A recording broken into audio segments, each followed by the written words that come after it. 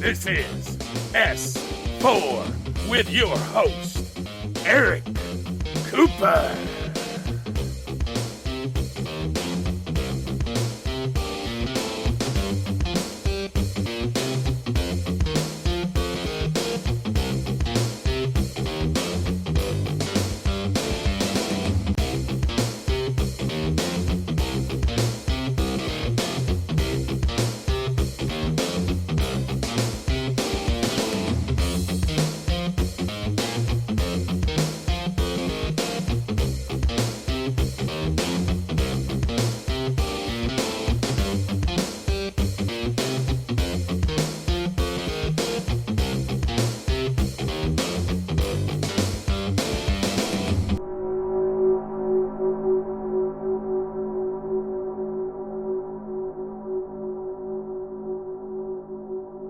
Greetings, folks, and welcome to S-4, where we talk about the serious issues involving paranormal and current events, coming to you live from the S-4 headquarters in the heart of the Cascade Mountains of Washington State. So, hell yeah, tonight we start a month of roundtables. Gonna shake things up a bit, and we have 4 weeks of roundtable, followed by a 24-hour marathon, and you're gonna hear the worst of Cole, Kayla, and Eric. Absolutely. Starting August 29th at Saturday at 10 p.m. Pacific and ending Sunday the 30th at our usual time, 10 p.m. So don't miss out. So tonight we have a full roundtable. We have Joe Algeier, our master of pointy sticks, and California consultant, Barry Gount, Kentucky MUFON, and Into the Fire podcast, right? Yeah. All right. We have Eric Markham, our S4 scientist, Francie Miller, our S4 psychiatric therapist, and Jamie Justice, our upriver historian. No, you're no lie, you're our East Gadget County historian for damn sure. Happy to be here. So, how's everyone doing this week? We've survived. We've survived July. Hallelujah. Yep. Yeah. Hey, Cole, real quick, give us a plug about the art. About the art Yeah, so art we contest. do. So tonight we'll just give you who won, whether it was gnomes or brownies, but we have taken it off the website. Check out the website, folks. The website's had a complete facelift. And again, if you want to be a sponsor of the show, give us a call. Get a hold of us. So, for our paranormal art contest, we here at S4 know that sometimes dealing with the paranormal, what we experience cannot properly be put into words. So we are asking you, the public, to share with us your best paranormal artwork between August 1st and September 30th. We will be accepting your 2D artwork, which we will then be featuring on Facebook, Twitter, and on our webpage during the month of October. The host of S4 will then pick one to win an S4 swag bag valued at $75. All 2D mediums are accepted, so that's flat, guys.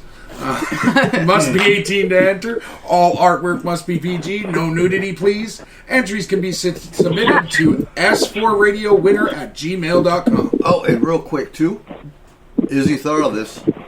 There are going to be 5 mystery words throughout the marathon. Whoever of our listeners picks all five mystery words within the marathon and emails it to Cole will get a prize. The first 5 people to come up with all 5 mystery words during that marathon will get a prize sent to them. You probably didn't hear about that yet. Okay. All right. So, how you been doing, Jamie? You've been a ghost for a while. Yeah, I'm actually Actually, I'm doing pretty good for the most part. I'm down here in the heart of the gorge at Stevenson, and I thought Skagit was awesome, you know, for the Bigfoot, because I'm all about Bigfoot. But let me tell you, there's some crazy stuff down here. Really? So it's been interesting. Yes, as a matter of fact, I have been training for the last 2 months to climb, to observe, and try to find a Bigfoot sighting on Beacon Rock. Okay. Cool. So when you coming back up? When you coming back up river? The end of August. End of August. Okay. Okay. I need to give a shout out to a brother of mine, Sean Maines. He's been having a rough time. Sean, keep your head up. Things are going to get better. So Sean and I served in Balad, Iraq in 04-05 and went through some really rough stuff. Haven't talked in a few years. He came to the house here, back in 2014, I think it was. So it's been a while. We had a pretty long talk today this morning, dealing with some VA issues and whatnot. So keep your head up, Sean. I always love my brothers in arms. All right, roundtable. Jamie, what's your first question tonight? Well, back to my Bigfoot, but not the regular case, the local. I wanted to talk about time-traveling Bigfoot. Ooh. Ooh, yeah, I like that. I'm just curious if, if he's interdimensional and he's come through, would, by any chance, cut out dice in the mountains, say it looks like a crop circle, but it's in the forest, could that be some kind of signal or something? And the reason I ask that is because there's been big local folklore about how there's this absolutely huge conspiracy going on, and you can see these dice on Google Earth. Well, there's 6 sets of them, and they're all located St. Helens, Adams, Hood, here, right in this area. And there's a big investigation done on it. It was started in 1992, and it didn't come to the attention of the Colombian newspaper until 2013. And these dice, I sent one to Eric to show him. If you look down at them, it looks like, you're looking at a mountaintop and stuff, and then it looks like there's clear cuts that are absolute identical replicas of dice, of 5 and a 2 specifically. And there's, like I said, 6 different locations. And the thing is, Bigfoot sightings are huge down here, and it's completely commercialized and everything, from Java to restaurants, T-shirts, the whole 9 yards.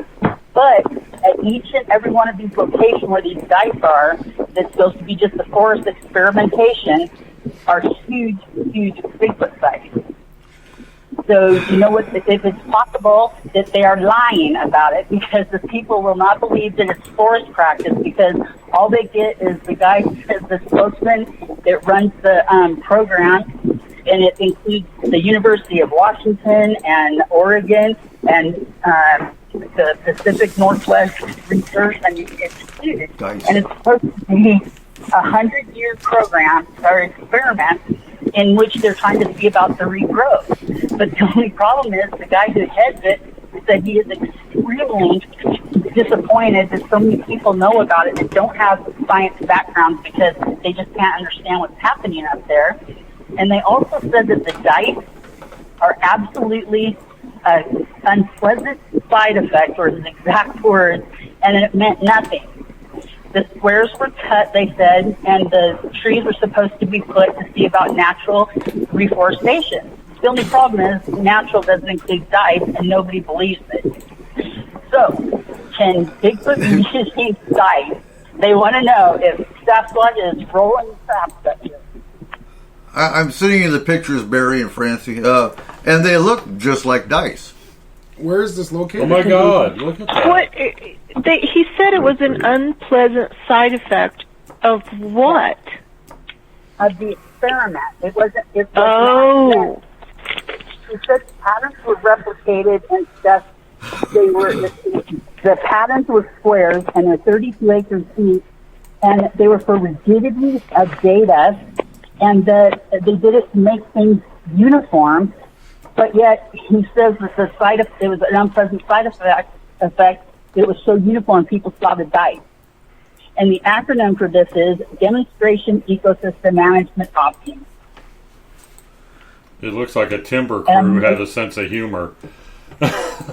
Yes, somebody mentioned that, and then, when they finally started investigating it in 2013, that's when they came up and they said that it was the Pacific Northwest Research Station, Forest Service, University of Washington, Oregon State, plus the University of Oregon. Conspiracy that big and wide. So I'm having a hard time hearing you. But so, are they trying to connect this with Bigfoot?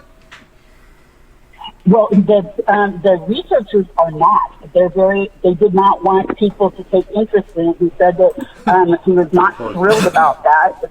If people took interest, it didn't have a scientific background.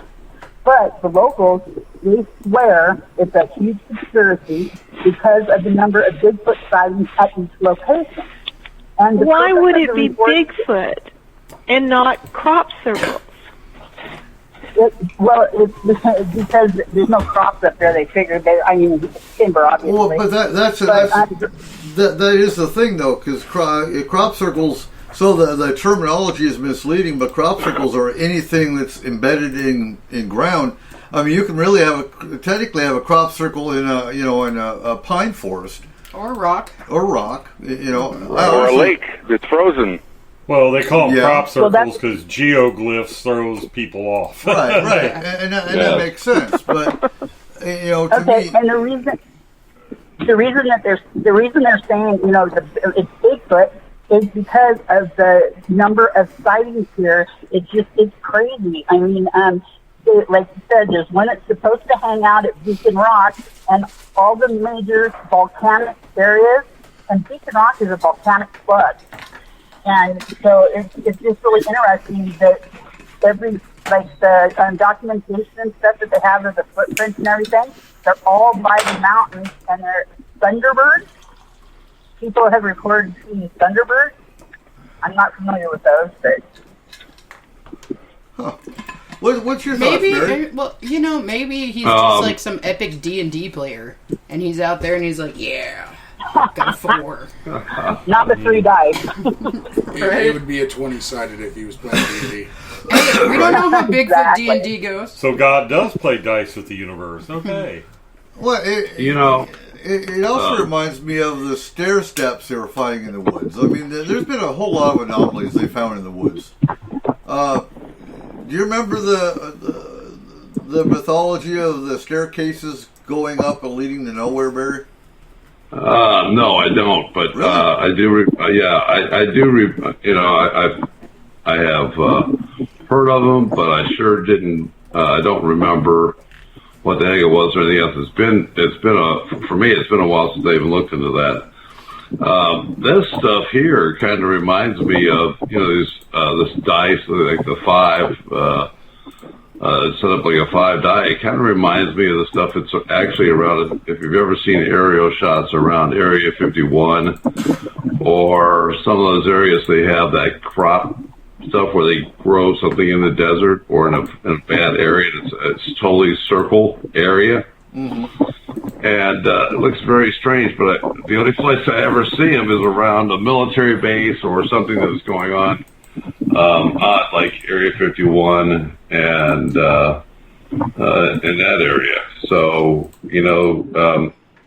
I'm trying to figure out how that we went from Bigfoot time travel to this, but well, let's also anybody that's ever shot craps knows 7 is the best. Well, right. You've got the most odds if you're shooting craps. Yeah. 7 is the number 1 because there's the most combinations that make 7.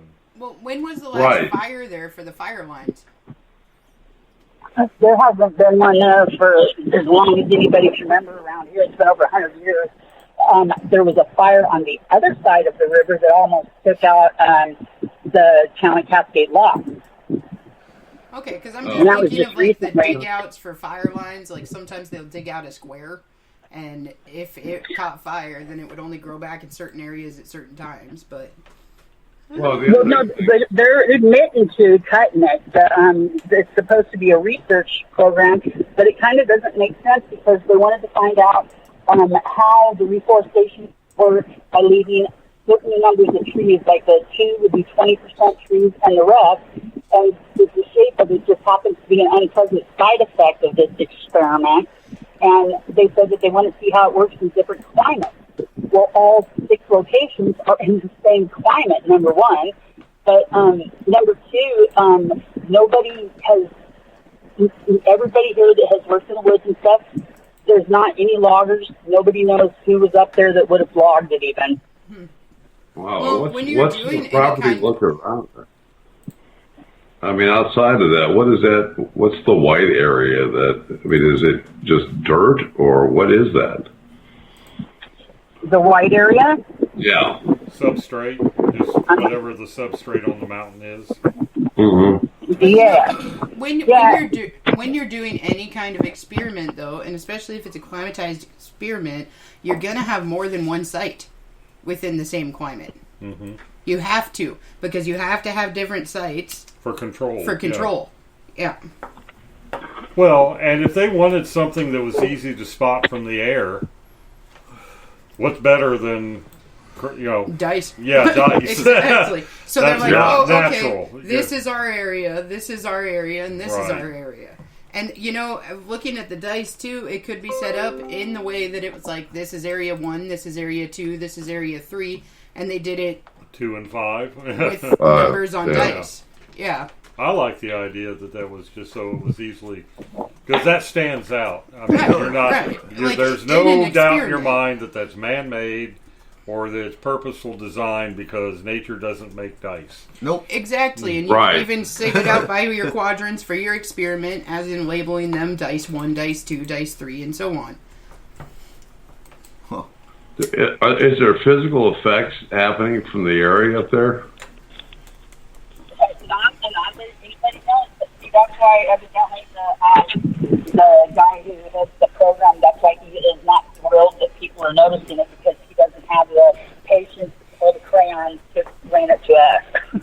Oh, I see. Okay. All right. So I guess my question too would be, and you probably answered it again. I'm having a hard time hearing it because of the phone. But is there trees dying? Is there vegetation dying in that area? No. It looks everything stands out and seems to be the same. But the stuff was cut in '92, they said, and '96, and then it's supposed to be just left alone, and they were going to study the regrowth about it. But if you look at the dice, it really, truly, it's still pretty well etched out for 20 years. It should have some growback, and only the one side of the tube is kind of sketchy. The rest of them are still, it looks like completely, cut in straight lines. I don't see the regrowth. Well, again, like I was saying, if you have an experiment going and you wanted to slice it up into specific areas, you're going to have your controlled sites. But on top of that, with your Bigfoot question, well, anytime that there's something interesting or different in his neck of the woods, he probably goes and checks it out. So, I mean, I would say that they're totally and fully man-made, and that if there is Bigfoot sightings there, it's just something different that he's going to check out and see why it looks like that. So it is debunked then, huh? What's your thoughts, Francie? You're quiet over there. I'm looking at the pictures. It has to be man-made. It's or like a crop circle. That would be my thoughts. It's too perfect for dice. Well, right. That's why I asked in the beginning. I said forever Bigfoot, but this time I wanted to know about time travel, because people are using the like the crop circles for alien direction is what the general little people are thinking. Well, now up here, because it's in the forest, I'm guessing is why they think that, and then the abundance of Bigfoot sightings. So they're wondering if Bigfoot's really an alien.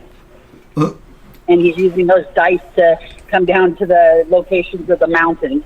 Because we're right in the middle of 3 triangles, St. Helens, Hood, and Adams. Okay. Oh, that's interesting.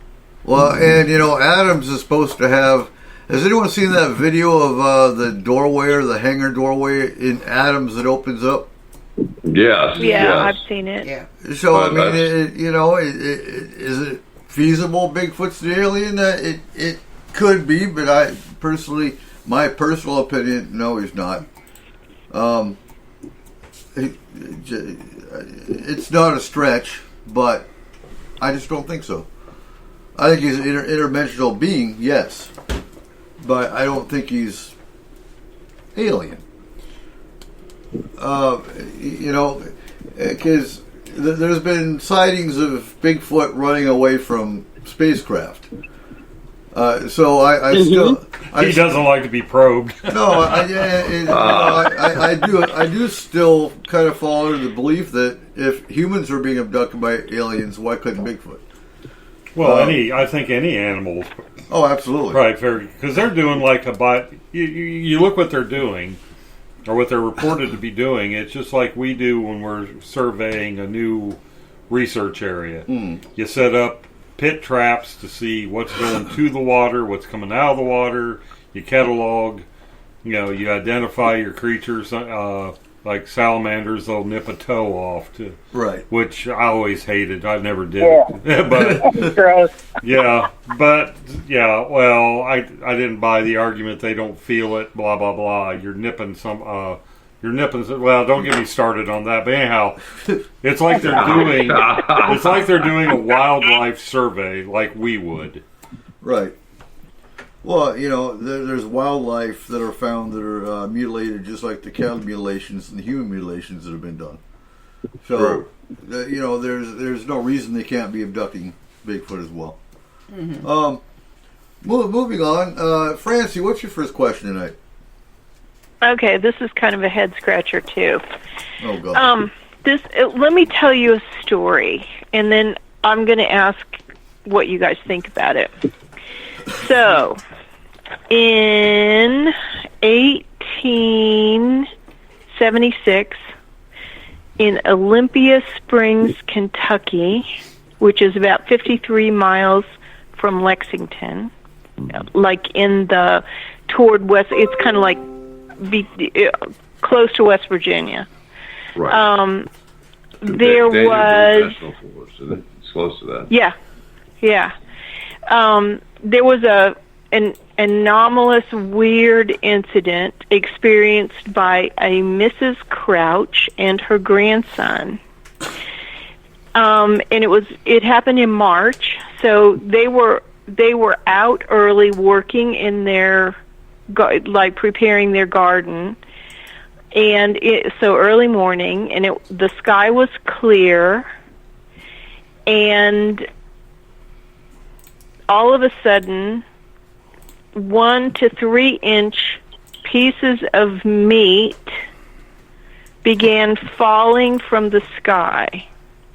Cool. And it happened. Yes, stew beef from heaven.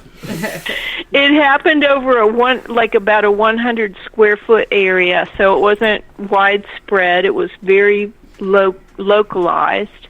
Mm-hmm. And they were kind of freaked out about it, and it lasted for quite a while, and they picked up pieces of it. It was on their farm, so chickens and a pig and a dog ate the meat, some of it. It didn't really bother the chickens or the pig, but the dog that ate it threw it up later. Didn't die? Didn't die. Did they? So I guess my question: did they barbecue it? No. People they kept some of it. Okay, so this is weird. There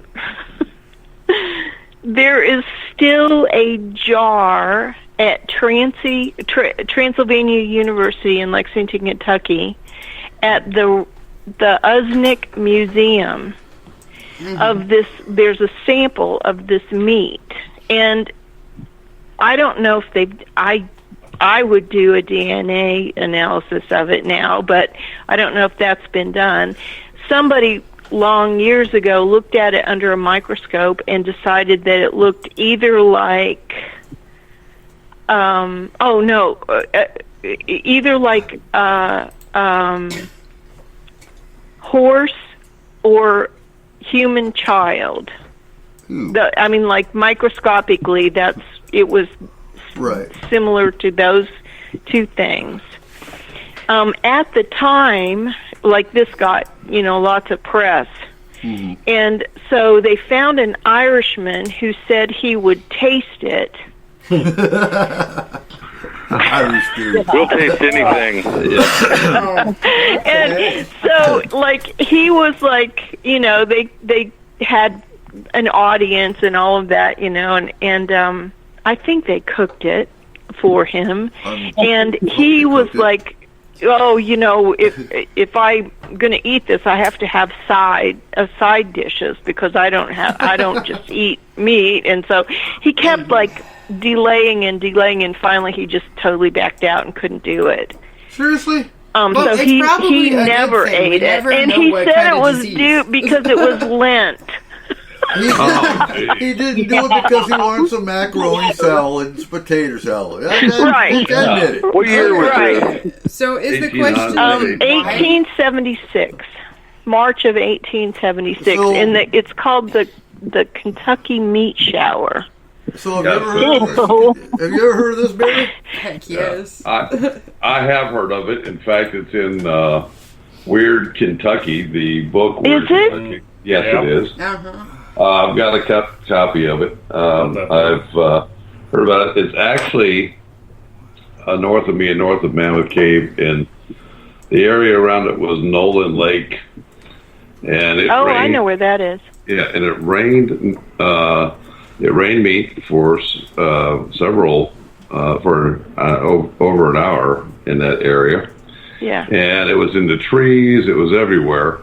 They never did determine what type of meat it was, but it was raw, bloodied meat. It was, I had heard about the child. They were trying to say that there was a tornado somewhere that may have been people that were picked up and deposited in that area, and it just shredded them to pieces. But they did not find. But the sky was clear. I mean, like it wasn't stormy there. Right, it wasn't stormy there. It was from another area where it went up the atmosphere and then came back down through the atmosphere. Yeah, they have that happen with water spouts. You'll have a rain of fish. And they'll look into it. There was a lot of Charles Fort would track a lot of these kind of things. You'd have a rain of fish or a whale falling out of the sky 300 miles from the coast or from a great distance, and they figure it's a water spout, and it pulled something up into the atmosphere, and by the time it's settled, And sorry, Dennis, I guess it wasn't barbecue pork ribs. With a side of fried green tomatoes. If I remember correctly, they also tried to pin it on vultures puking. At one point. Yes. Yeah. Right, they did. If you can make a buzzard vomit, you've accomplished something. Yeah, then nobody should eat that meat ever. Like they do when they get scared. Don't eat what the dog won't.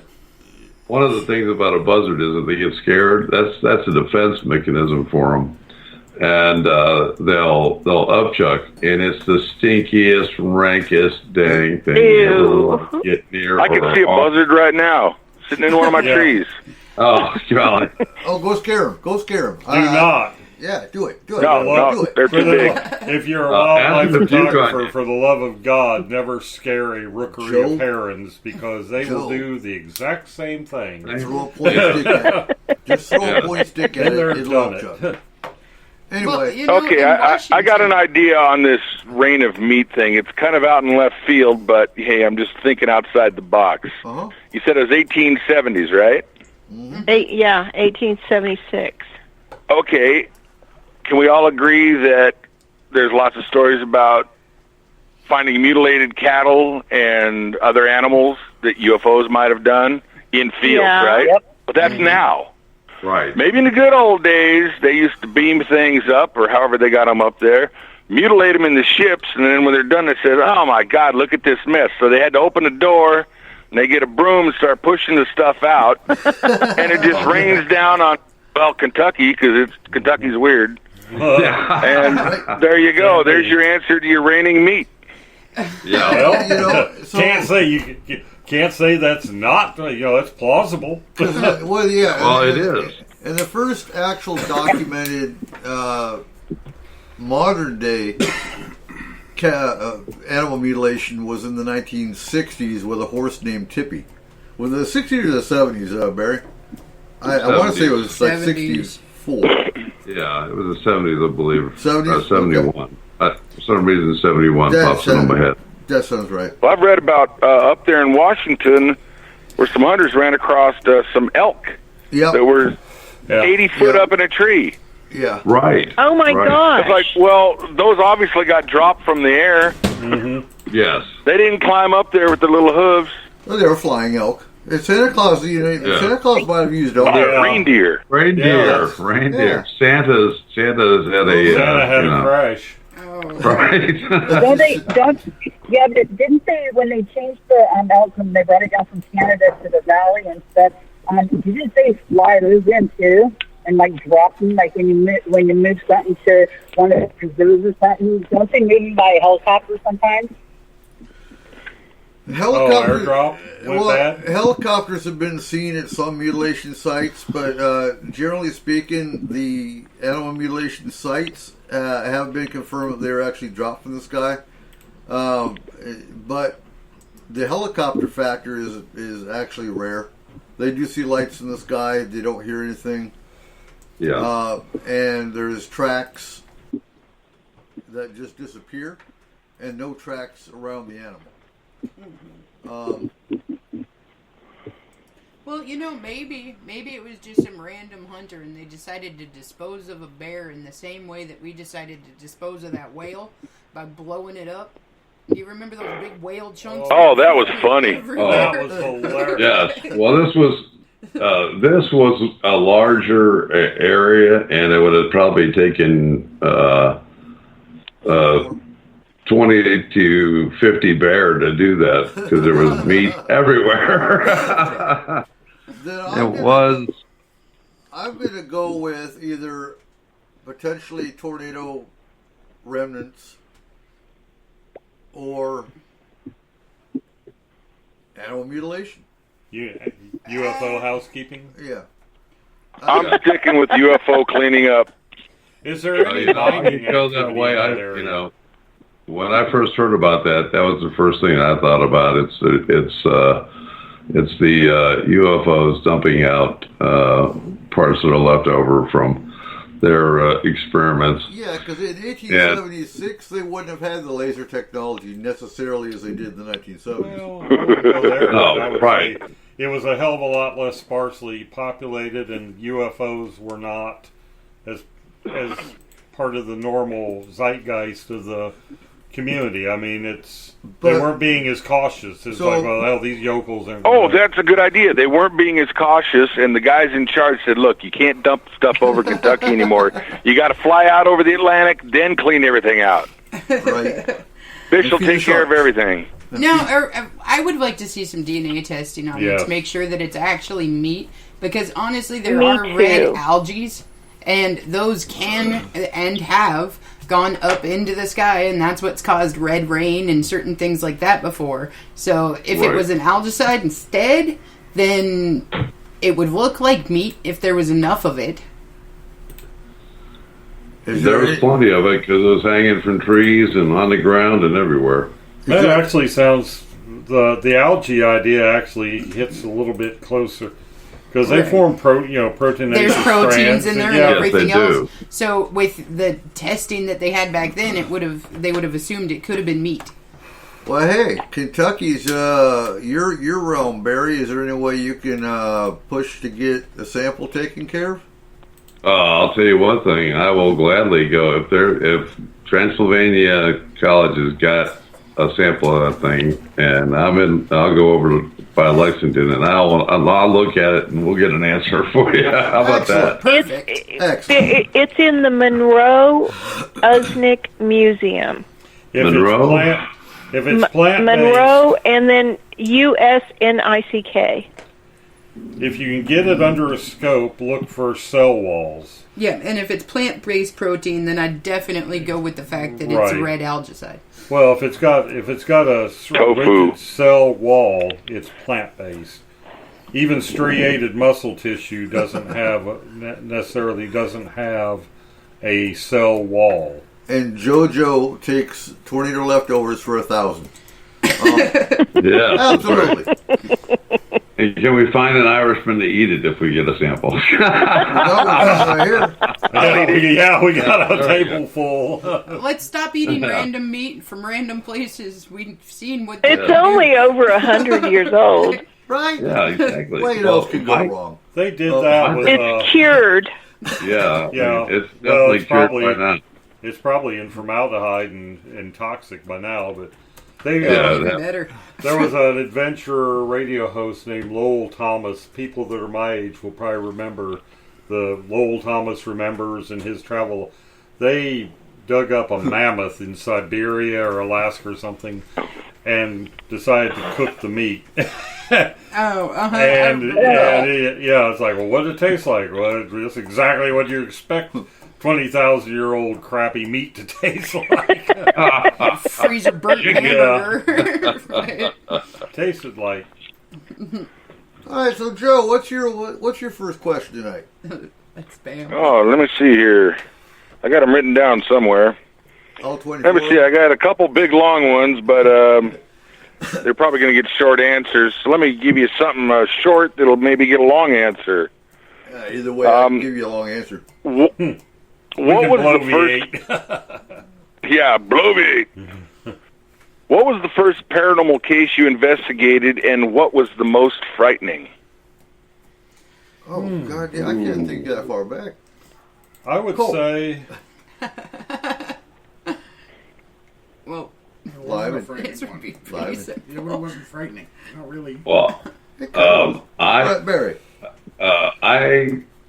without a doubt, it was my first case, first time I was at a paranormal investigation.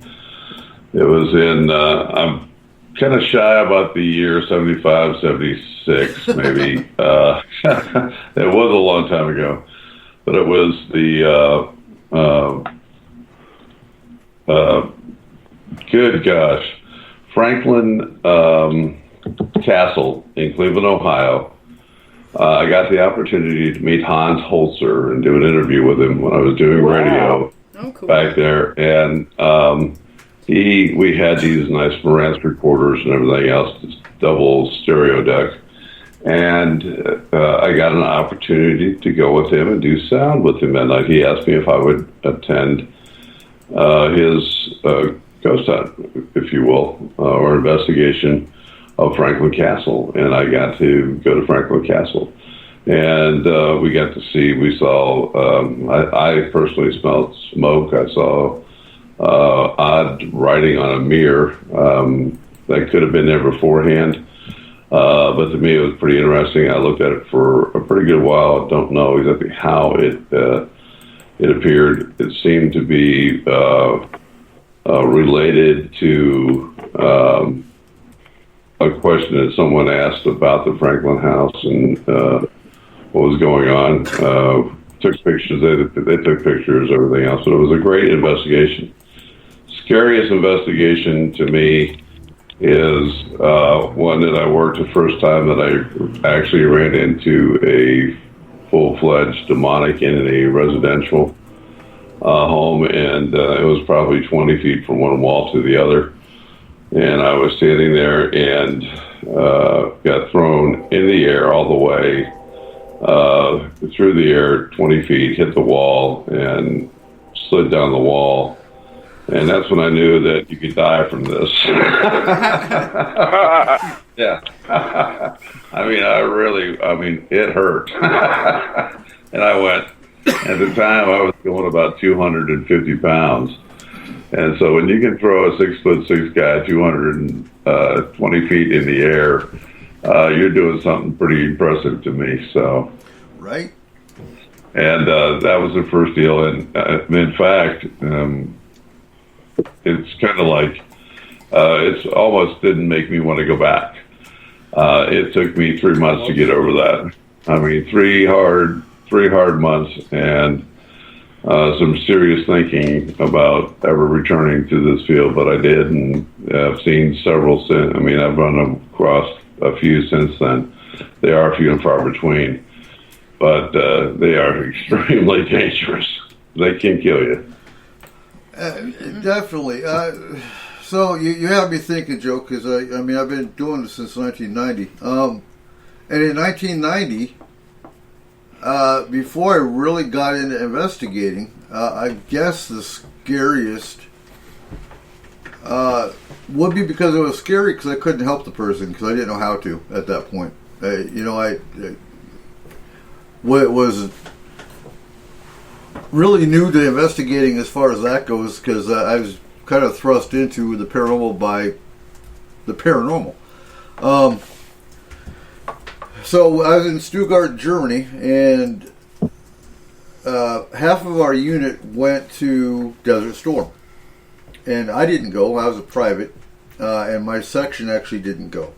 So a buddy of mine went. He was a tanker, and he said, "Coop, I need you to stay here and watch my girlfriend." I'm like, okay, I can do that. Hubba hubba. No. Like that. No. Not a brother. Nah. So I went out drinking one night, and I came back. And sitting in front of my barracks was his girlfriend, and she's. I feel stupid because I don't know how to explain this. And I said, "Well, what's going on?" And she's pregnant, and she got drunk and played with a Ouija board. Well, that combination, you don't mess with that combination at all, ever. Ouija boards themselves, to me, are a simple communication tool, but if used improperly, it can, it opens up the basement door and the bottom dwellers come in. So I went to her apartment and I checked it out. Called a buddy of mine back in the States here, and asked him, "What do I do?" He's like, "There's nothing." She already had the garbage can moving across the kitchen by itself. She had the rocking chair in the corner of her bedroom that was rocking by itself. Unless you really know what you're doing and have been in this field for years, if that happened today, hands down, we could handle it. Not a problem. Back then, I'm by myself, don't know what I'm doing. No. So, in the end, she did miscarry. The entity left. You all know what that means. So, yeah. Hands down, I agree with you, Barry. It can be dangerous. Yeah, without doubt. Both for the client and for the investigator. Yes. As far as the scariest, I think most people that know me know I don't get scared, whatever. But when the knife flew across the kitchen in our apartment in Dettelbach, Germany, yeah, that was the end. And again, at that point in time, that happened in, 2000, shortly after 9/11. So it would have been 2001. I'll just leave it at that. But, and I've said this on the show before, that's why I don't like bringing it up, because, our listeners hear some of our stuff so often. But that's the difference in culture. And, when we do our marathon, we're going to try to get some Scotsmen from Scotland on the show to actually talk about Scottish culture. In kilts. Mm-hmm. And Japanese. Yeah. Not in kilts. And elementals. Well, I think they have a thing about elementals over there in Scotland. Oh, for sure. For sure. For sure. So we're going to, during the marathon, we're going to have 3 hours of Scottish culture and lore. Excellent. And 3 hours of Japanese culture and lore if we get a Japanese investigator on the show.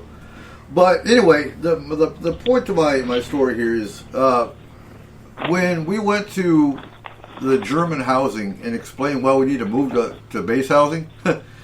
And you do the same thing here stateside. If I was to go to Fort Lewis housing and say, hey, my house is haunted, I need to get moved on to base, they would laugh me out of the office and said, suck it up, buttercup. Whereas the Germans were like, oh my God, you have a Geist? Oh, no, you don't go back to your apartment. We move you tomorrow. Like, okay. But that's the difference in culture. Americans will laugh you out the office. Other cultures... Well, is it culture or the fact that Europe has been at war with itself for, the past 2,000 years? Yeah. Right. There's been a lot of death there, especially in Germany. Oh, yeah. Okay, so so that has nothing to do with ghosts per se, though. Well, When you're talking about a ghost, you talk about ghosts, aliens, UFOs to Americans. Whether we've been at war with ourselves for now for 100 years, kind of. But yeah, no. When you're talking paranormal, I'd say it's a supply. They have, because they've been settled longer. They have and settled with dense population longer. Yeah. I mean, you've got a point in history where 2/3 of the population died an agonizing death. Mm-hmm. So I think you've got a wellspring, more of a wellspring there, and I think they've had longer to acclimate to it and accept it. Here in the States, I mean, you face it, we're a 200-year-old, a little over 200-year-old country. Mm-hmm. We're still... We babies. And look at our roots. this is a brand new apartment. Well, yeah, right. Well, and look at our roots. The Puritans weren't gonna... It was all the devil. No matter what it was the devil. This is true. I mean, if you had stomach cramps, it was the devil. It was a very narrow-minded Damn it, view of tongues the didn't world. work. Yeah. And we're still suffering from those Puritan roots. Absolutely. Amen, Absolutely. said the therapist. So, Francie, you've worked with FMP for quite a few years. Is there any case, answering Joe's question, is there any case that you can think of that sticks to your mind? Oh, it was that alien one. Okay. Which one? Gotcha. Oh my God! I mean, because it affected me here at home, Mm-hmm. Is that the floor? and case? yeah, Okay. yeah. That's right. You got visited. Oh yeah, and I've got. I mean, my house is. I have a crystal grid, like buried crystals in my yard, and I felt like I was totally protected until that. Right. That's why you need alien shields. Well, Yeah. I think for anybody, it's the second that they realize this is actually dangerous. This actually could hurt me. That's going to be their scariest case. And that's the problem too. Is even when we had our extended care team, they thought they were completely safe sitting behind a keyboard handling a case. Nope. Until that one entity came through the keyboard. I mean, Yeah. and that brings to I've been asked this a few times: is me sitting in front of my TV watching Ghost Adventures, will that actually cause something to happen? It could. It opens you up to... I think it's a lot of the experience, and I've noticed since I've had my big one in Rhode Island, I noticed it seems like it programs that part of your brain to look for it. Well, I think you're open to more experience when you've had that, one of those. And that's true too, but my argument with it is how many of those Ghost Adventure shows are they actually at somewhere that's got something going on? It's so highly produced, you got to wonder. That's my argument with that. I think what it is, if you're watching something like Ghost Adventures, I think it tunes your brain to the right wavelength to be open. To bring something in. Yeah. Exactly. It creates Okay, so could you create because people watch it over and over and over. It's watched over and over and over again. Could you create a tulpa? Yeah, that's it. Yeah, Yeah, basically. exactly. Yes, Basically. exactly. You can create a thought couple with no form. problem. Especially that person that's got the overactive imagination. Uh-huh. That brings them in. Which is why specific horror movies are not made for specific people. Right. People, there's- right, exactly. There's a Absolutely. good group of people that just shouldn't watch them. Oh, God. Yeah, it's you. I know. That's why I said there's a group of people. Caleb? My mom was a very devout Catholic, and she read, back when it came out, she read The Exorcist. And Dad, I was very young, and I think I was going through my terrible twos. And apparently we had a bad night, and every light in the house, Dad came home from work at night, and every light in the house was on, and Mom was sitting there, just about to have a nervous breakdown. He's possessed. He's possessed. So Jamie, I know you don't investigate, but what is your scariest experience? Right behind your house on the quads that night when the light came down and followed us. Ooh. Okay. I want to hear that. The UFO Oh, that definitely. go behind the house. Yeah, we were right behind the house. We were up at the top. Well, we're behind your house, not ours. It's right Okay. up. You go up off the road. We were up as high as you could go up there, and it's where they had just done like a major clear cut and stuff. So we were riding the quads through there, and there was a big light up in the sky, and it was down really low, so we knew it wasn't a star or anything like that. And then I was kind of joking with it, and I go, "Oh, look, it's following us," kind of thing. And it would like speed up and stuff. And then after a few minutes, it's like, "This is really following us." And then we got scared, and we turned around, and started to leave and stuff. And it switched directions, and it followed us partway down, and then just dropped down. And it was right behind the house. Yeah, we need to go up there. Yeah. Oh boy! Well, we checked out that spot where you had the rushing wind, and it was we got IR the- negative. It was negative for everything we had to test with, but No, but we need to walk up that valley. yeah. Yeah, definitely. We need to walk up that one valley because we did get that hot spot. The infrared. Yeah, on a plane. Of course, with all the wildlife, admittedly, But that wasn't that far in. It We should have seen it. Well, if there's wildlife there, we should have seen it or heard it. Yeah, it bears further investigation. Absolutely. Oh, for sure. Is there oh a my God. stream running down through there? Yeah. Yeah. Okay, so the thing to do Yeah. would be get in the stream and go No, in the stream. no. bed. That valley is dry. Oh, is The creek comes down and then across. Okay. Because it'd be easier to get through that brush if there Oh, was a the- creek the- bed or something to get through. Just bring a machete. You'll be fine. We've got 2 machetes. Too much noise. I like the stream thing. That's excellent. I'll get a cordless Excellent chainsaw. tip there, Joe. Are you coming up for this one, Barry? I'd love to. That whole mountain is You just. gotta be kidding me. I'd love to. Look it up on Google. It's Little Haystack Mountain. It's right behind my house. In We've fact, heard- I border it. Write We've it heard down. wood knock up We've there. heard and- Bigfoot knocks up there. We've seen UFOs up there. We've yeah. Two major sightings. It's a pretty All right. interesting place. I'm ready Yeah. for an adventure. Let's go. Let's Oh, do that would this. be awesome. And maybe you can clarify this for me, Jamie. I know Haystack Road is the oldest. Didn't that used to cross to a ferry that went across Skagit River? No, well, I guess it actually could have. There's that one chicken farm, Plume, that's about I think the third one right by you. That's out kind of up in the hill and stuff. Okay. Okay. Because I know that if you take that road, you can actually get to Darrington because it goes down to Upper Finney or Lower Finney. Absolutely. All right, So- let's walk Absolutely. it. Let's go to Darrington. All right. The whole All thing. right. Let's do it. All right. Marco, Yeah. what's your question? Oh, I'm putting you on the spot. yeah, you are.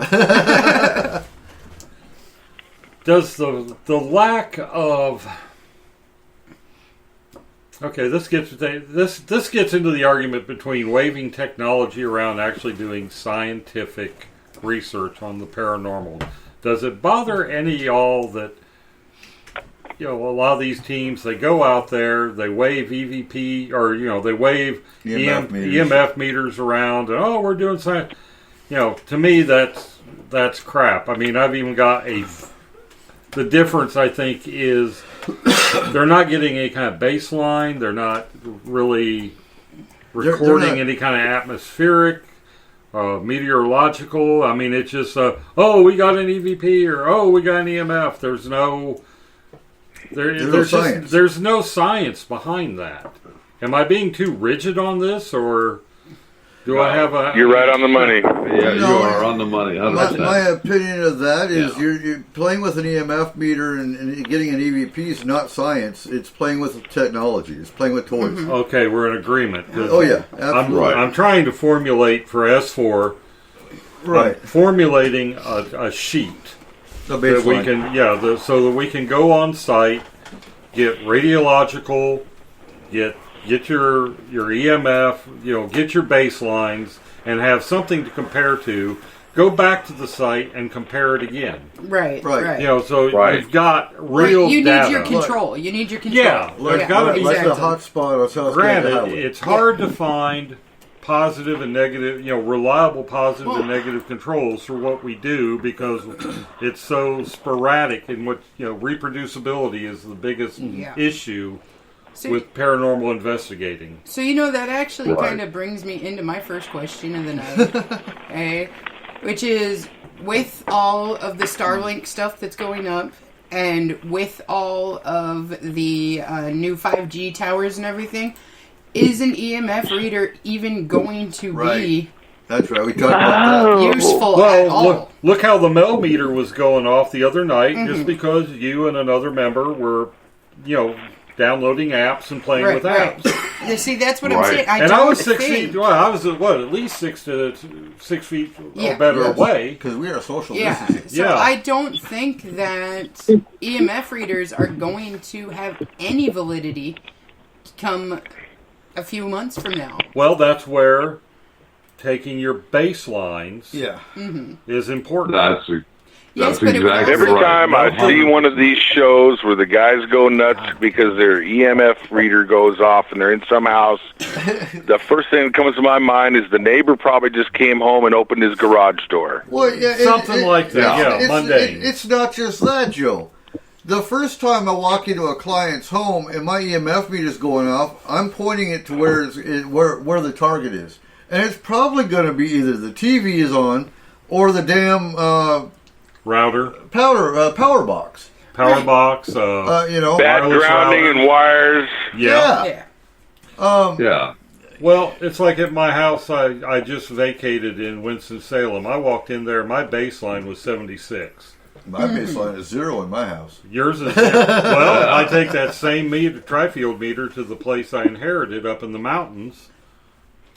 The needle barely moves. So there's a difference in how they were built in the 60s, how they were built in the 70s, the wiring codes and everything else. So for sure. That's why you got to go in on a baseline and have something to compare to. The first time, exactly. So I went up on Mount Higgins. I guess it's been 3 years now. We were doing our Bigfoot with Steve Monchok, and I had my EMF meter out, and it was pinging. I'm like, oh my god, cool! And then I realized my cell phone was in my pocket. Mm-hmm. Well, not only that, but Steve is a drone operator, right? So wouldn't he have his drone out? No, he didn't have his drone. Okay, no. All right. Anyway, it is time for our first break. So when we come back, we will carry on this conversation because I know there's more science we got to talk about. So, stay tuned. We'll be right back.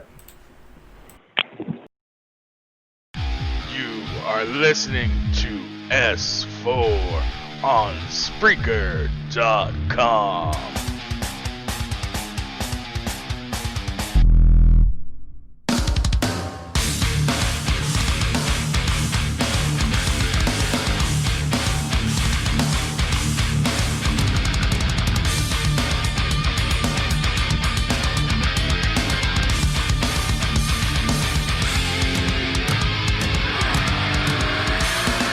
Stretching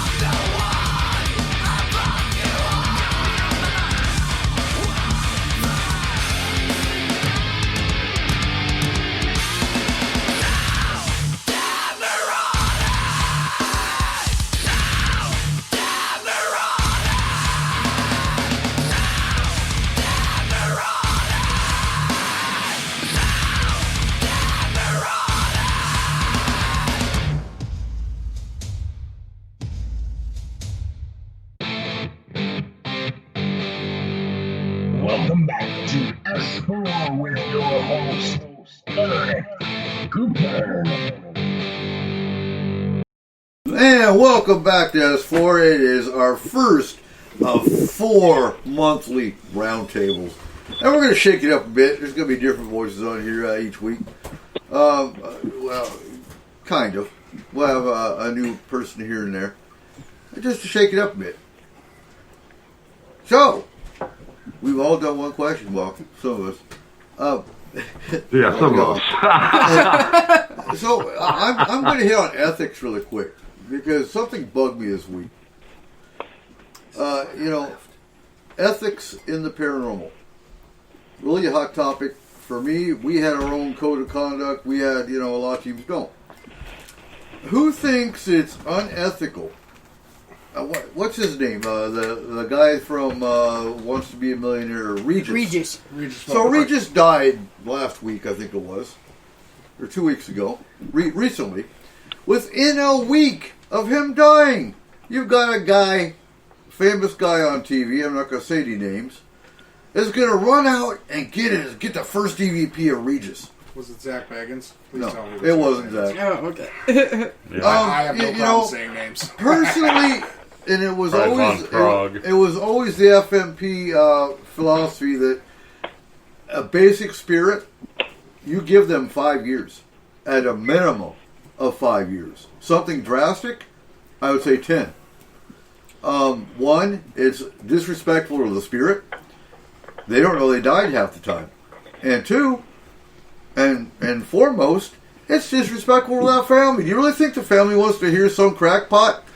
And I say crackpot loosely, but to the family, a lot of us are crackpots. Do they really want to hear some guy say, "Look, I'm talking to your dead family member on"? No, they don't.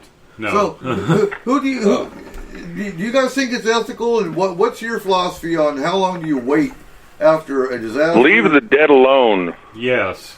Don't contact them unless they're bothering you and throwing knives around your kitchen. Yes. Yeah, Exactly. Absolutely. Someone did that to also Robin Williams about, I think it was 3 days. 3 days. after. Shortly after, same guy.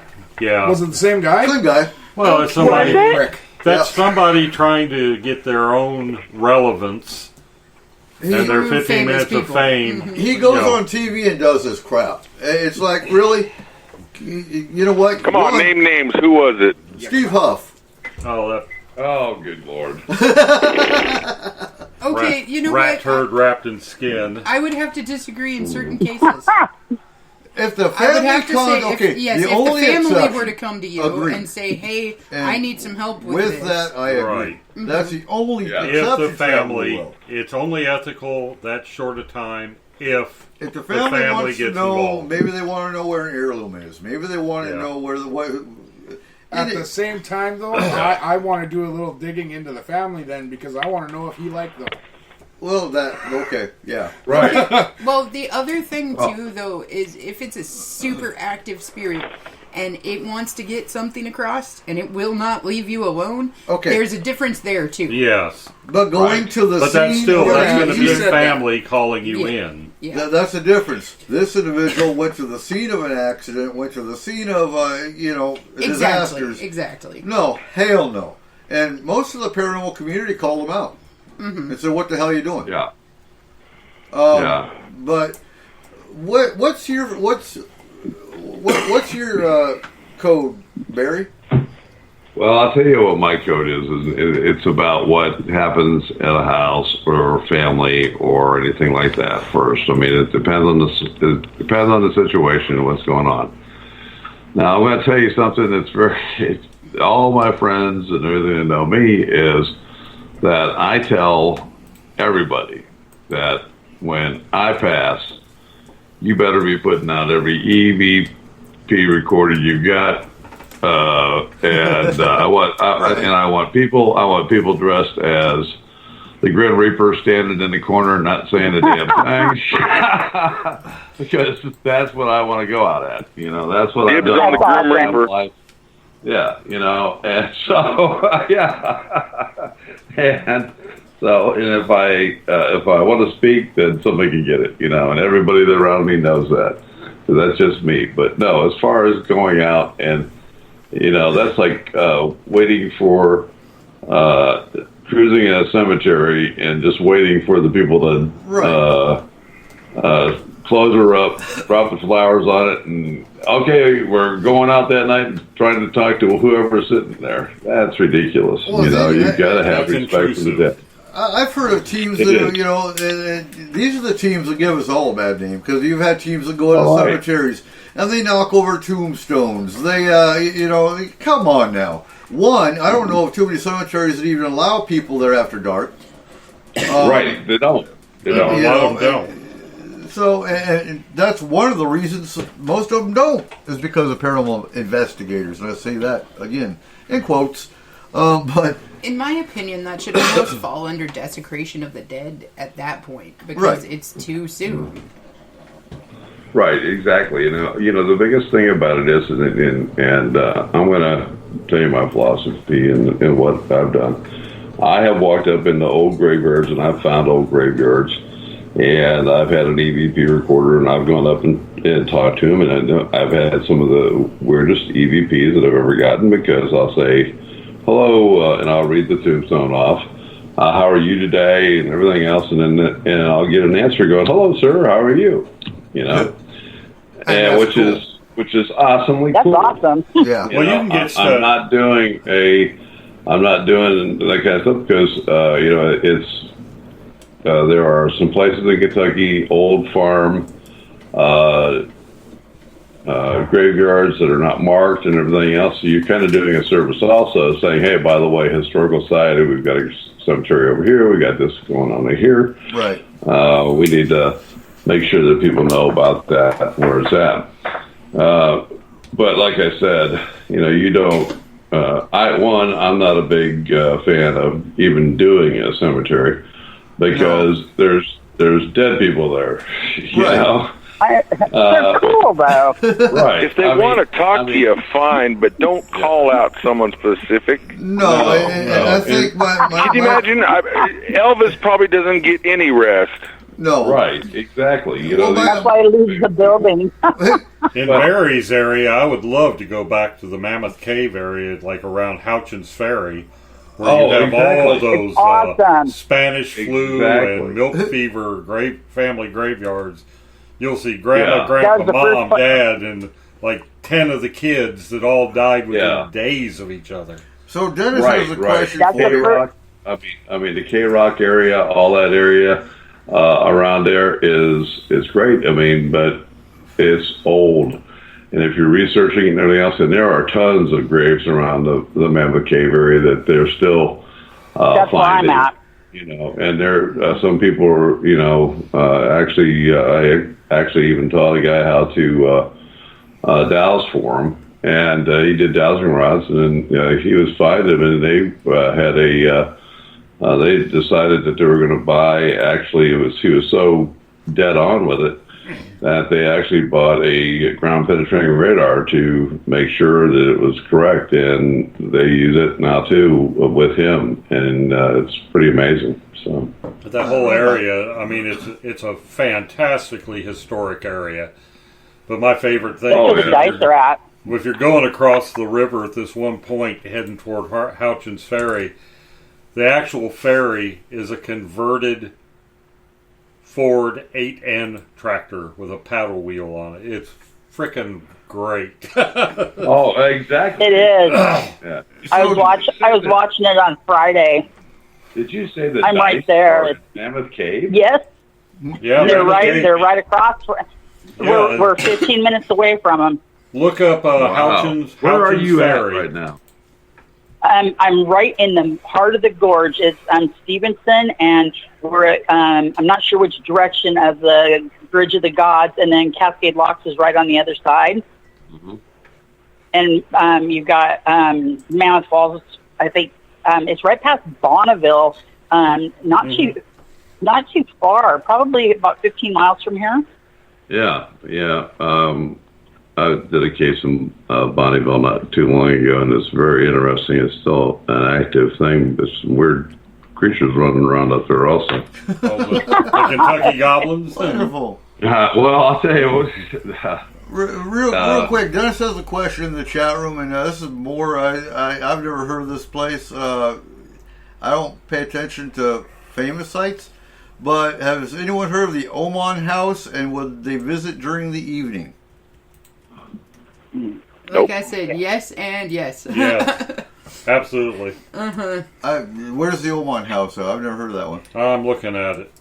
It's in California, I think. Yeah, it's isn't that wasn't that the Tate? Isn't it next to the Tate House? Maybe I'm thinking wrongly, but I'm looking it up right now.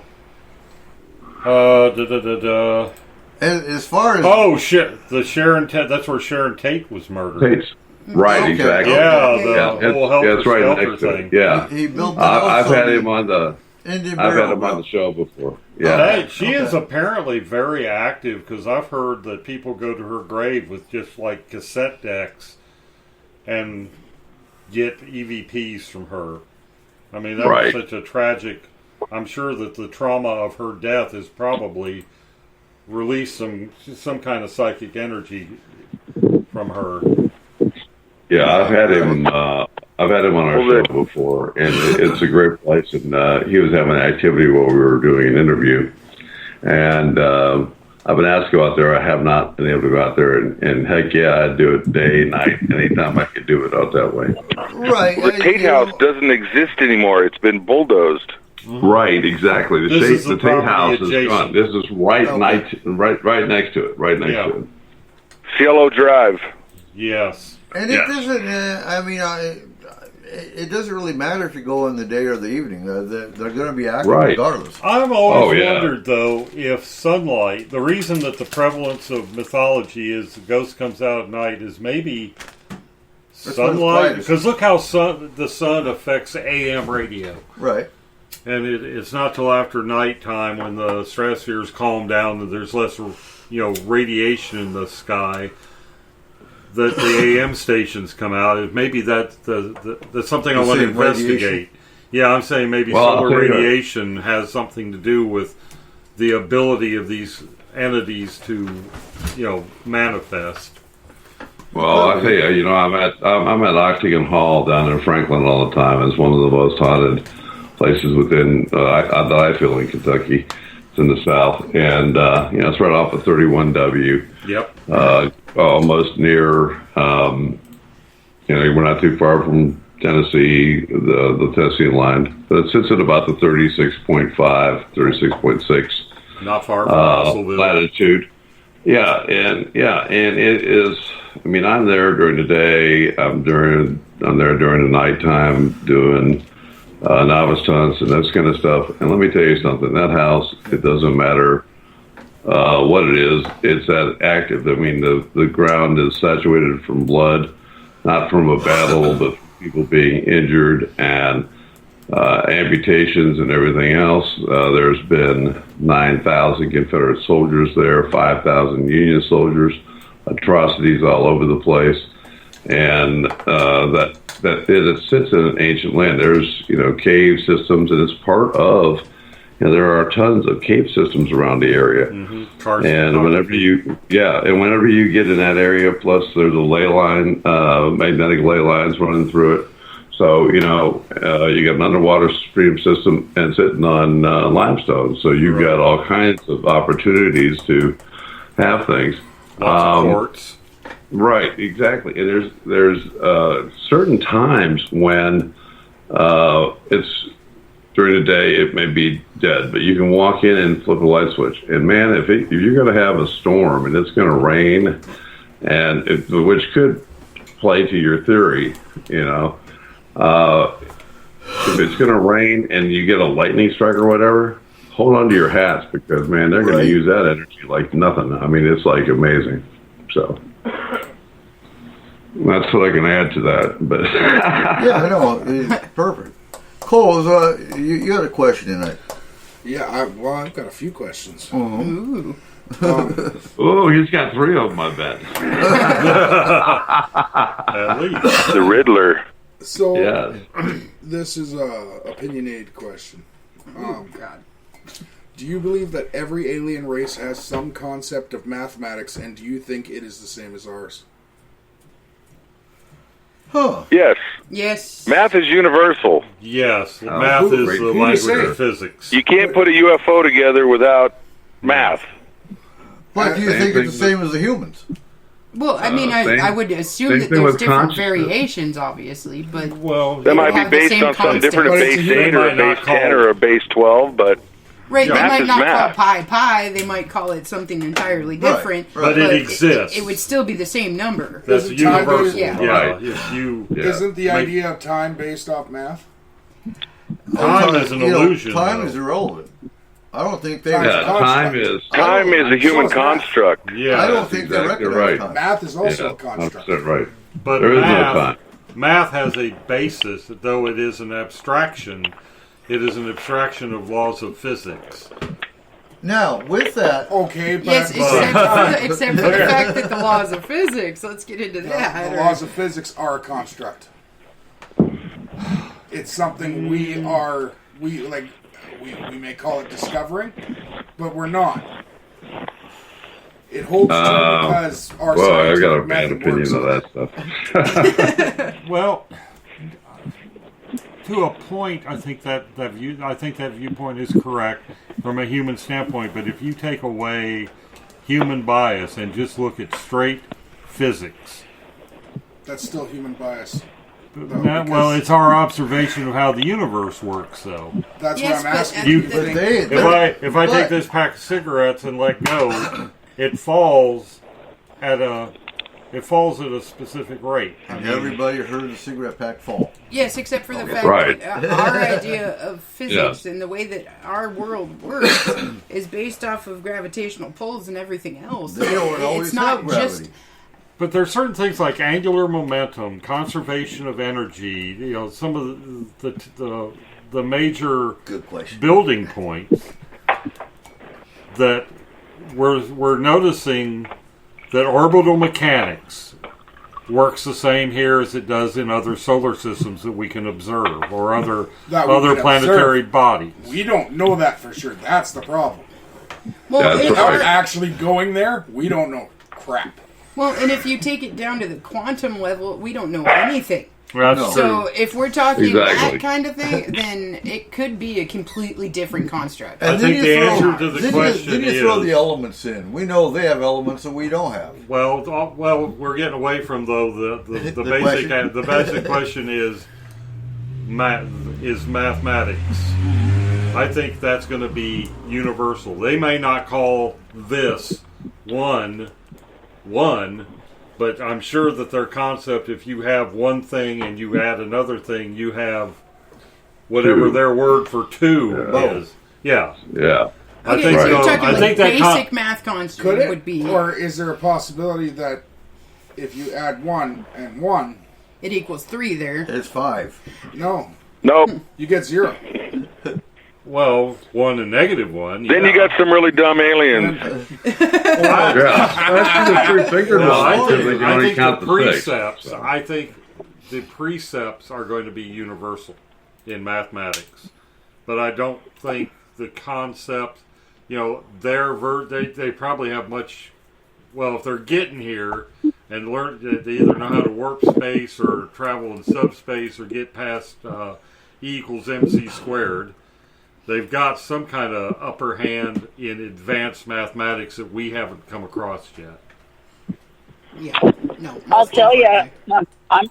they have these little story problems on Facebook.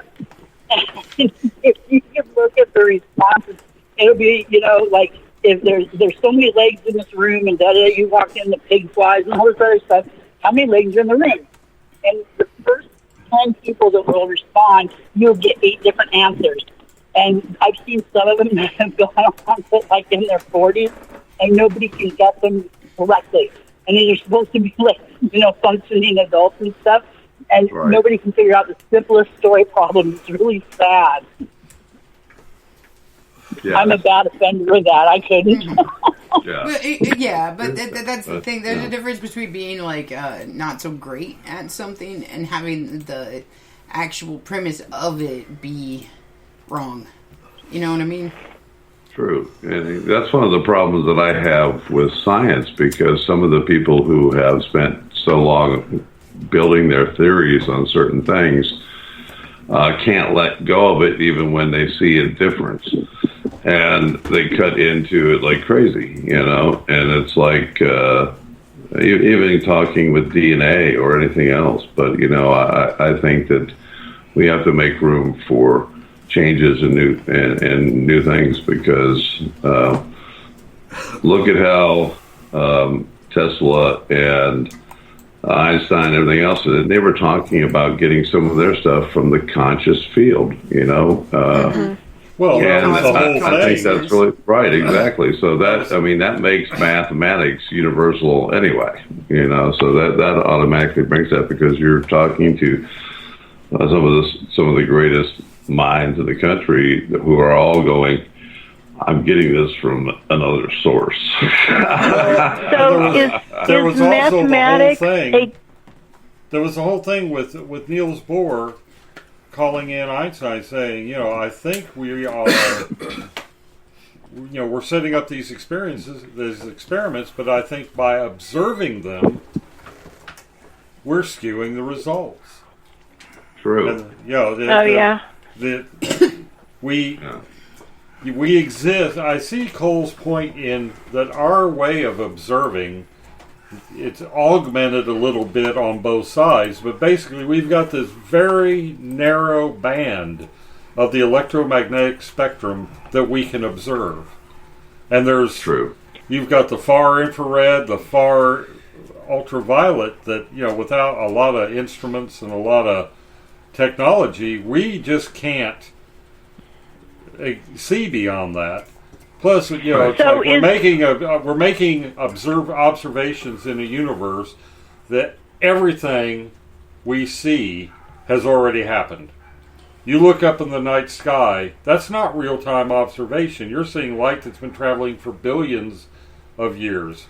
Time travel. Yeah, so, it's one of those things, it's like, oh, I looked at Saturn. Well, you looked at Saturn 10 million years ago today. You looked at Saturn as it was X number of light minutes away. You're not even our near observable universe, our solar system. Time, we're seeing everything in a past tense. Mm-hmm. And the further out you go, the further in the past it is. So you bring up my issue, though, with math on that sense. That's what I'm saying. But so, like you said, we can only see part of that spectrum. So let's say make that spectrum a rainbow. We're in red. Okay? Now we have an alien race who can only see blue. Okay? They are on the complete other part of the spectrum, but what if somewhere in between red and blue, there is something that takes math off the books? There is no such thing as math. It doesn't actually work. Well, it depends which dimension you're in. So does it work in all dimensions? No, absolutely not. It wouldn't work the same. You suck. Me and you had that argument. That was an 8-hour argument. It was an 8-hour argument, but again... If you have 2 blue apples and somebody gives you 2 more blue apples, you have 4 blue apples. It depends on which dimension. Doesn't matter what color you see. But if you have 4 blue and 2 red, using the then you're you guys are just taking that literally. I mean, as dimensions. Oh, interdimensional math would have to be somewhat different. Yeah. Okay, say you're in like a subspace or a fluidic space. Maybe the laws of physics are so different that the math is going to follow the physics. Whatever the physics is in a given realm, the math, the language of that physics. Math is the language of physics. That is going to be what determines what their mathematics is. But there's still going to be math. There's going to be an abstraction of the physical, of the physics, of the physical sciences. So we're going to do a whole other show just on alien math. Oh, you really don't. We cannot do that. We don't know anything about alien math. There's a problem. You know one of the you get 5 aliens on the show, and then we can do that. Here's a follow-up. Here's a follow-up then. What's that? Could the dimension that the aliens, or could the dimension itself dictate the physics and the mathematics? Physics and math are going to go hand in hand. Which race? It doesn't matter.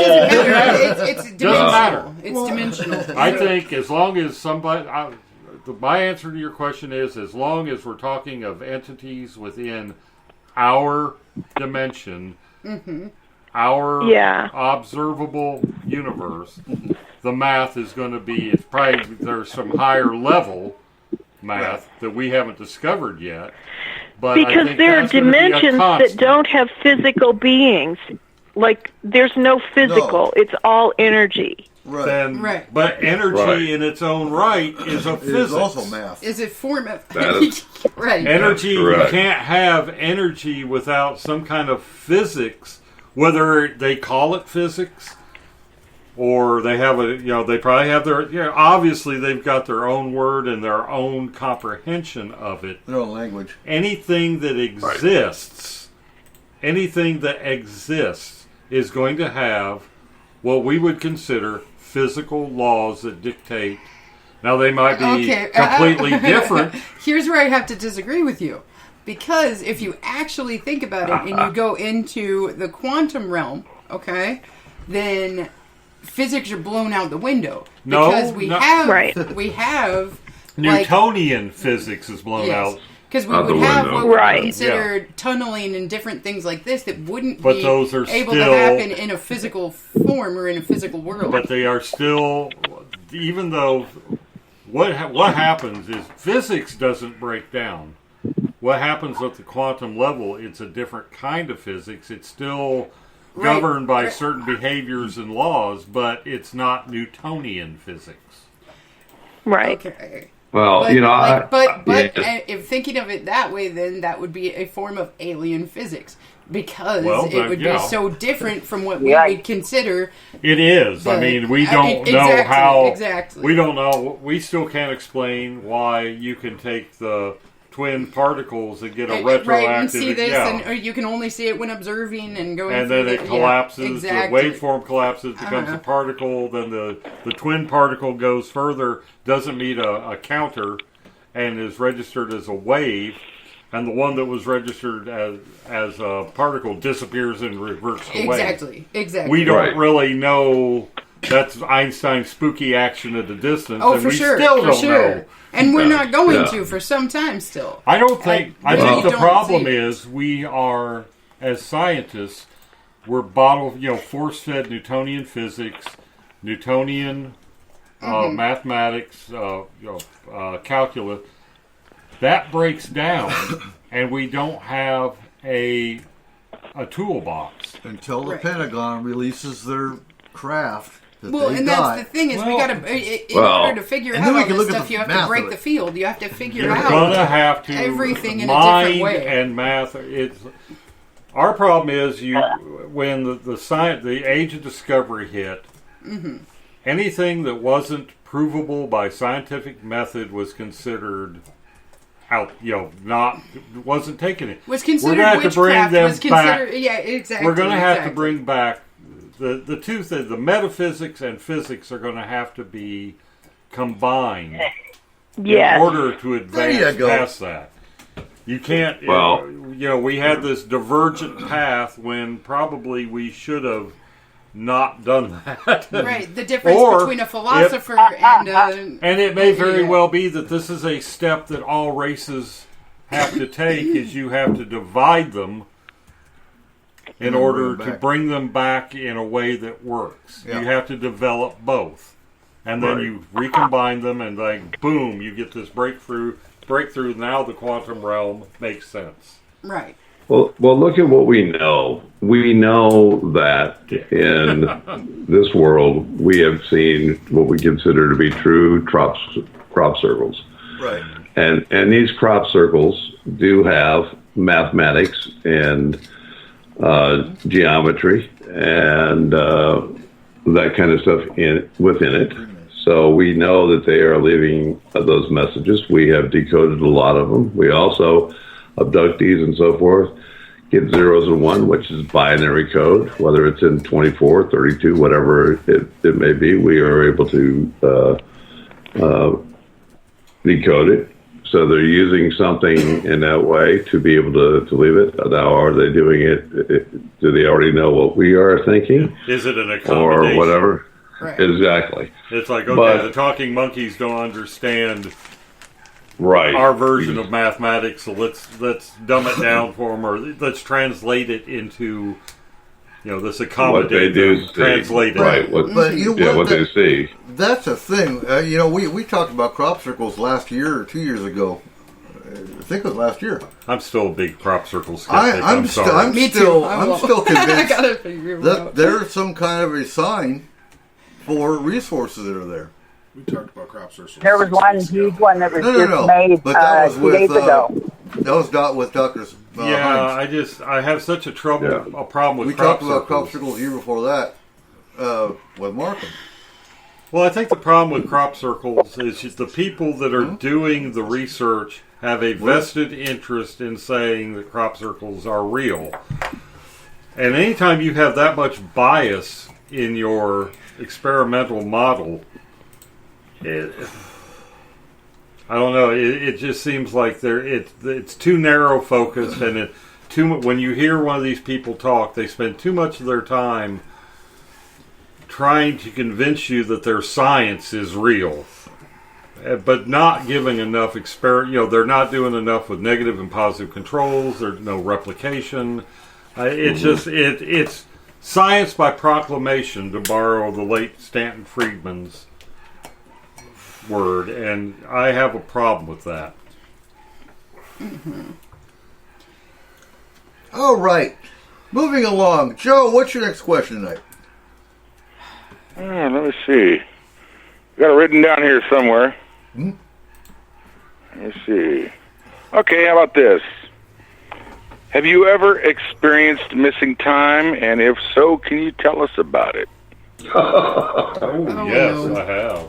Yeah, I have to. Yeah. Oh boy. But that opens Is that what happens when you're driving? Is that what happens when you're driving down the road and you get from point A to point B? And you don't remember how you got there? Used to happen to me. Yeah. I had a 3.5-hour commute at one time, and I used to come to and wonder. And I think that's more of a consciousness thing. Yeah. That's I just don't your think body. that's I so do much. that every time I drive into town. I mean, I would say, okay, have I been through Little Washington yet?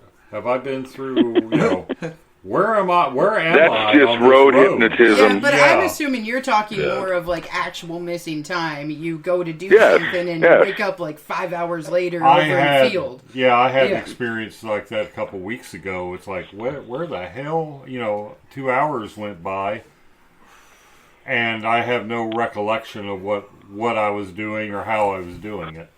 Mm-hmm.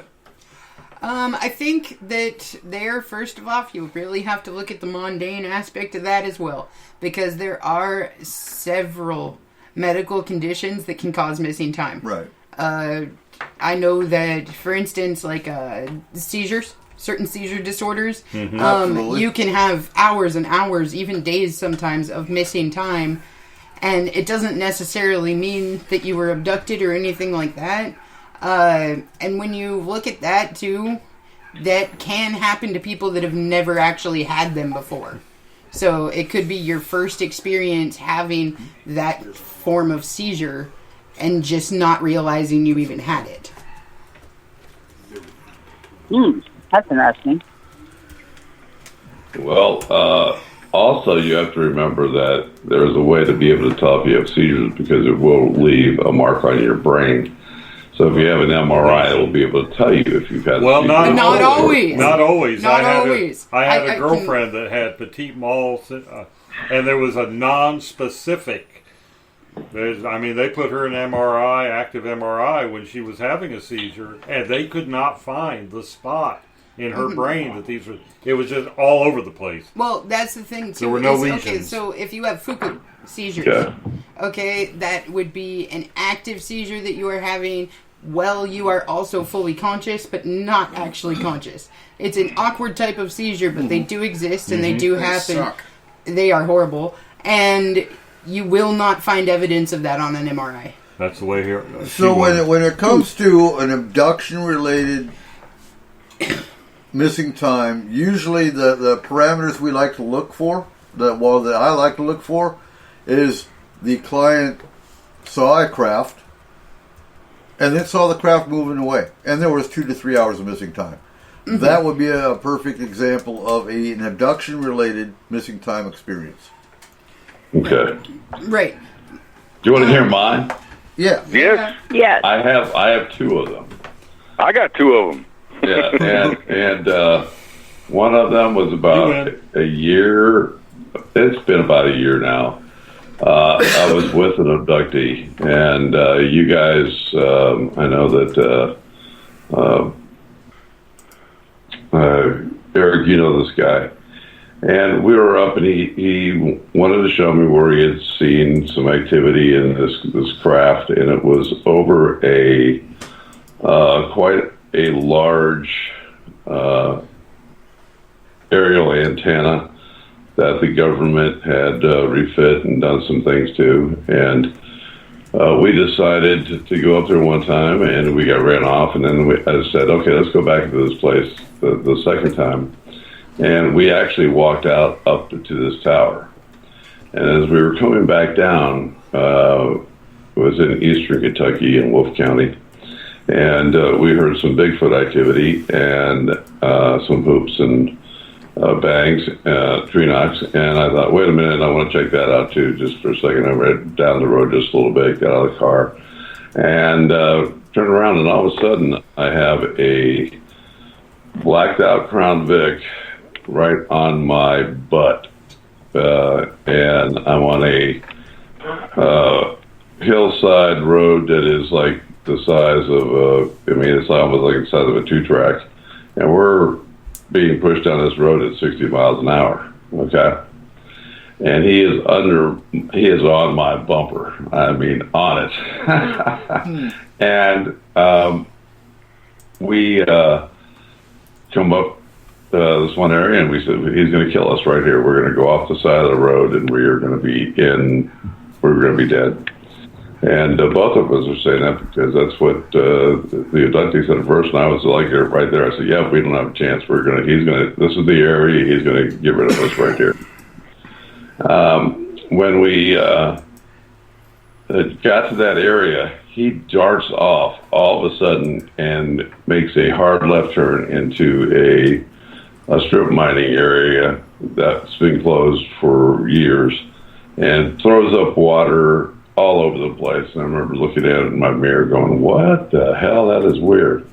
We go down the hill, and I'm like, I know he's going to come back. He's going to follow the heck out of us. He's going to be coming down this hill. And I remember looking at the back of the hill, and the next thing I know, I am sitting in this guy's driveway, groggy, not knowing too much. We're both very disoriented. We're sitting in the truck going, how in the hell did we get here? I looked out in front of me, and he had a bench where we pulled up to his driveway, and his wife would sit in. And I look, and there's 2 objects laying on this bench. And in the truck, I carry my Glock, and he had his weapon also. And we got out, walked over to the bench, very disoriented, and my Glock and his pistol was sitting right there. I sat down on that bench, and I'm trying to regain myself, and I said, man, that was just one weird thing, but I do have another appointment I got to make in Lexington. And when we left, I looked at the clock.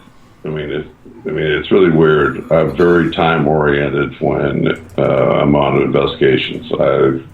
Every time I can look at a clock when I'm leaving, when I'm going, and everything else, because when you're out there, you want to make sure that you're going to text somebody, you're going to tell somebody that you're somewhere, and I'm heading this way. Mm-hmm. I looked at the clock. It was 1:05. I was 8 miles. This place was 8 miles from his house. And the amazing thing about it is that it was now 2:35. So that trip took us an hour and 30 minutes to make. Wow.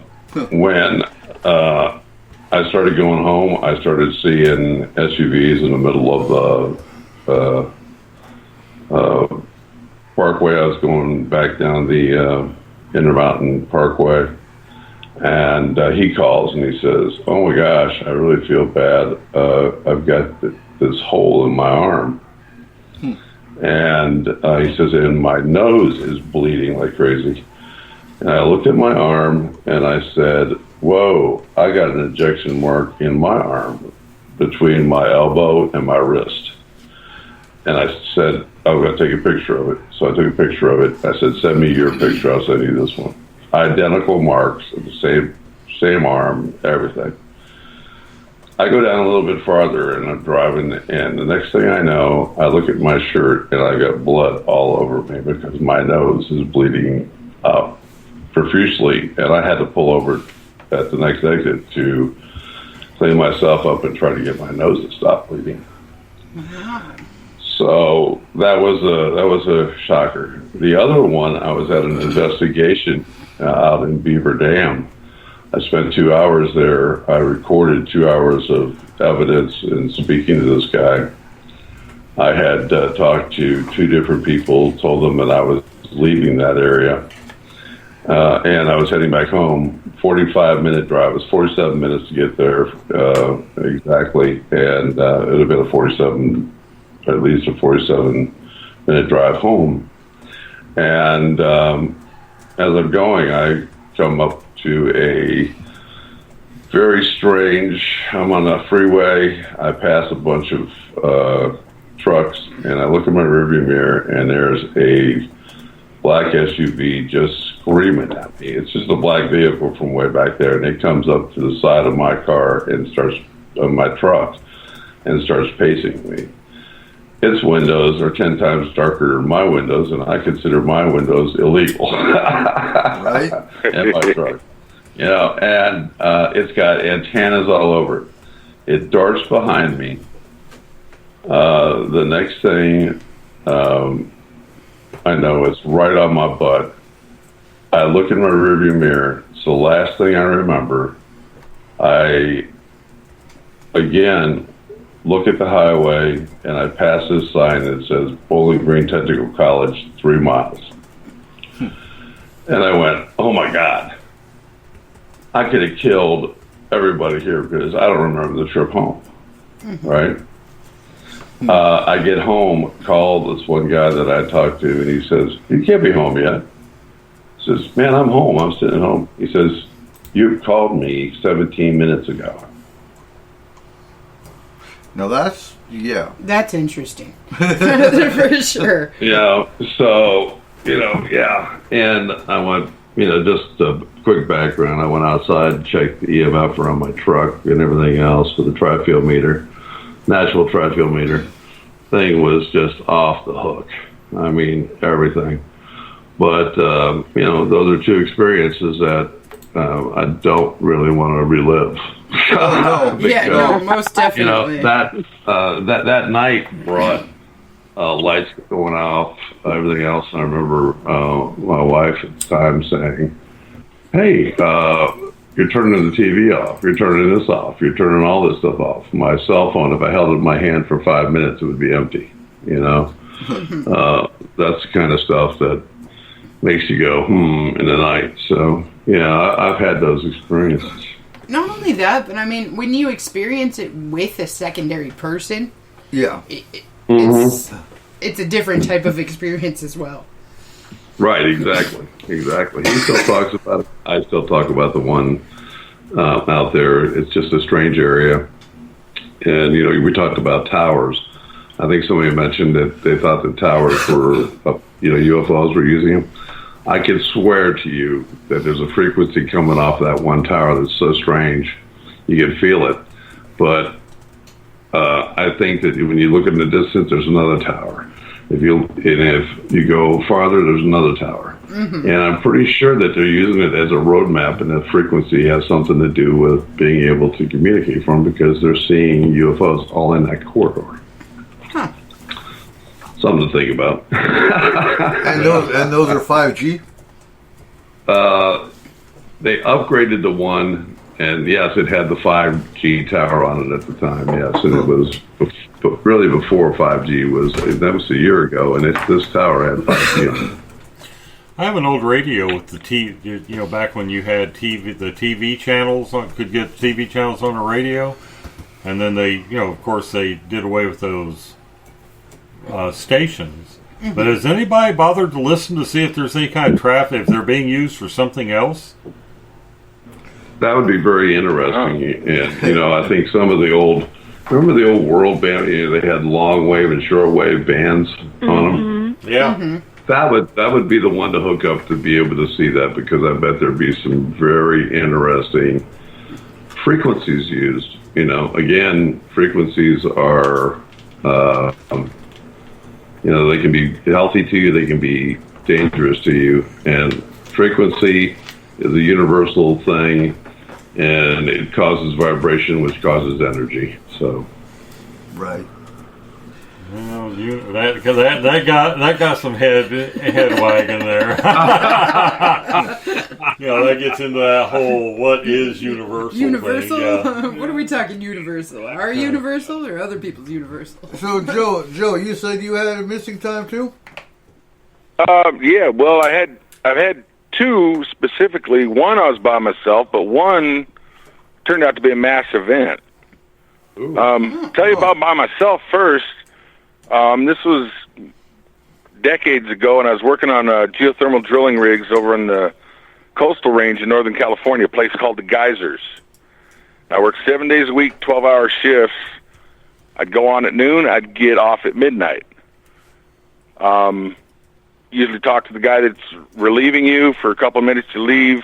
Maybe 10 minutes after midnight, I'd get back to the motel I was staying at about 12:30. It was just like a 20-minute drive, middle of nowhere, beautiful. It's all pine trees everywhere. So one night I left work, going along a little road that's just built to get out to the rigs, and it's up on a ridge, and I could see miles and miles all around. It's just a beautiful night. Stars are out. I'm in my 1976 Firebird. All of a sudden, bam, it just shuts down. Electrical, everything. And luckily I was able to power it over to the side of the road, off the road. I got out and said, oh man, now I'd just gone through the whole thing, bumper to bumper, the electrical system on this. So I got to thinking about it. I said, well, it might be the battery terminals. I had a battery terminal cleaner right there. I pulled it right out, cleaned off the terminals, put the things back on, sat there, and I smoked a cigarette. A cigarette takes about 5 minutes. Got in the car, starts right up. Nothing wrong. Everything's fine. I figured, okay, it's bad battery, terminal connection or something. I was on the side of the road for maybe 10 minutes the most. I get back on the road, drive back to where I was staying, pull into the motel parking lot, got out, and I looked up, and like I said, it's all pine trees, and I looked, and I could see the sky behind the pine trees. And I looked and said, well, the moon must be coming up or something. You know, I mean, the sky's all lit up. It's like, okay, no big deal. I walked into my room, sat down on the bed, and looked at my clock. It said 6:30. Now, I'm usually getting in at 12:30. 10 minutes on the road fixing the battery was, 10 minutes. It's 6 hours later. There's no way I was on the road out there for 6 hours standing next to my car. What happened? I don't know. Abduction? I don't know. It's just one of those things that happened. It's always stuck with me, and no explanation. I can't even guess about what happened. The other one, this was really weird. I was in Ocean Shores, Washington, working in a motel out there. It's called the Shiloh. Big old place. If you've ever been in the area, you know it's the biggest building in the area. Absolutely. Yeah. My boss looked at me and goes, oh, it's 10 o'clock. Come on, time for a smoke break. Because it was, it's all regulated. So we walked downstairs, walked outside the laundry, had a smoke, walked back up, walked back into the shop. It usually takes 10 minutes. He looks at me and he goes, well, it's lunchtime. Let's call down to the kitchen and order. I said, what do you mean it's lunchtime? I said, we just walked in the door. The door hadn't even swung shut yet. And I look at the clock, and it says noon.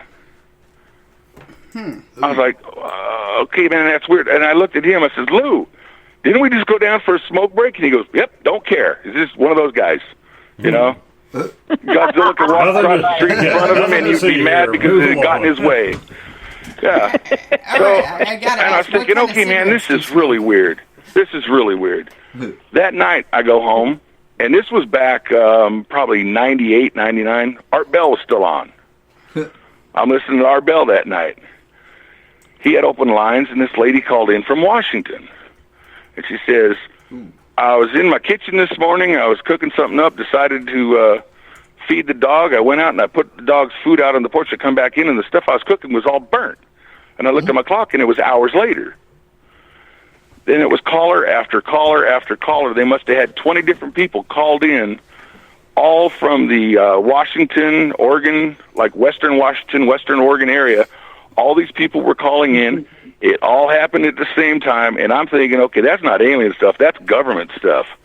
Somebody fired up a machine, somebody fired up a machine somewhere and went, "Oh shit! Turn it off! Turn it off!" A West Coast Philadelphia experiment. All right. Exactly.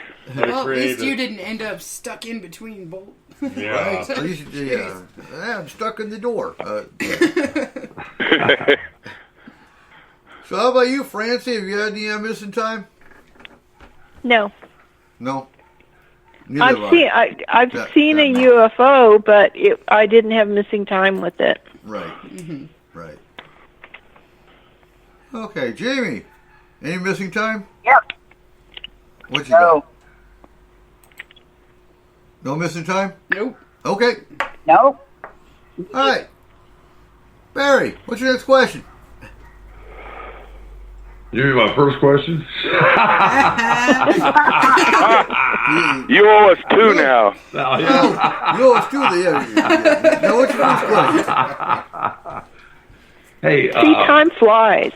Yeah, it does. Right? It I does. miss You know, it's pretty interesting. Joe's talking about. Has asked a few times about the Hopkinsville case and the goblins. Okay. And, we know about the movie or the TV series Hilliard, which we all talked about before in the past. But this is kind of interesting. It goes back towards, I want your opinions on it.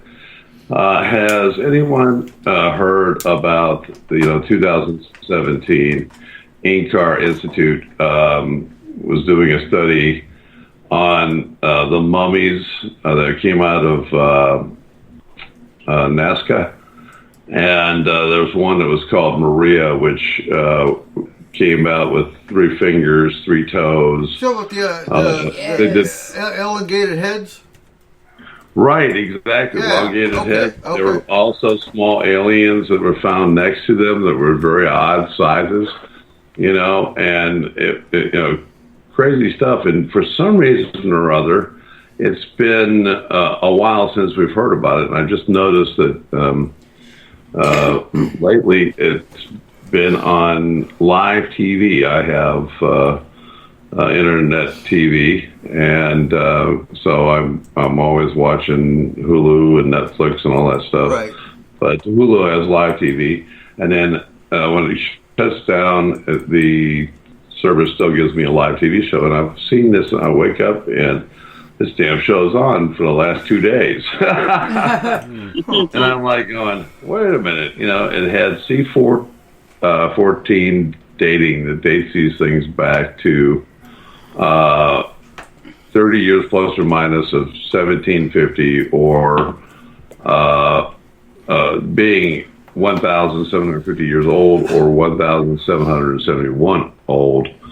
And they even did DNA analysis of them. And it's pretty amazing because it came up unclassified 47.9 on the DNA, but there is Homo sapien in it also.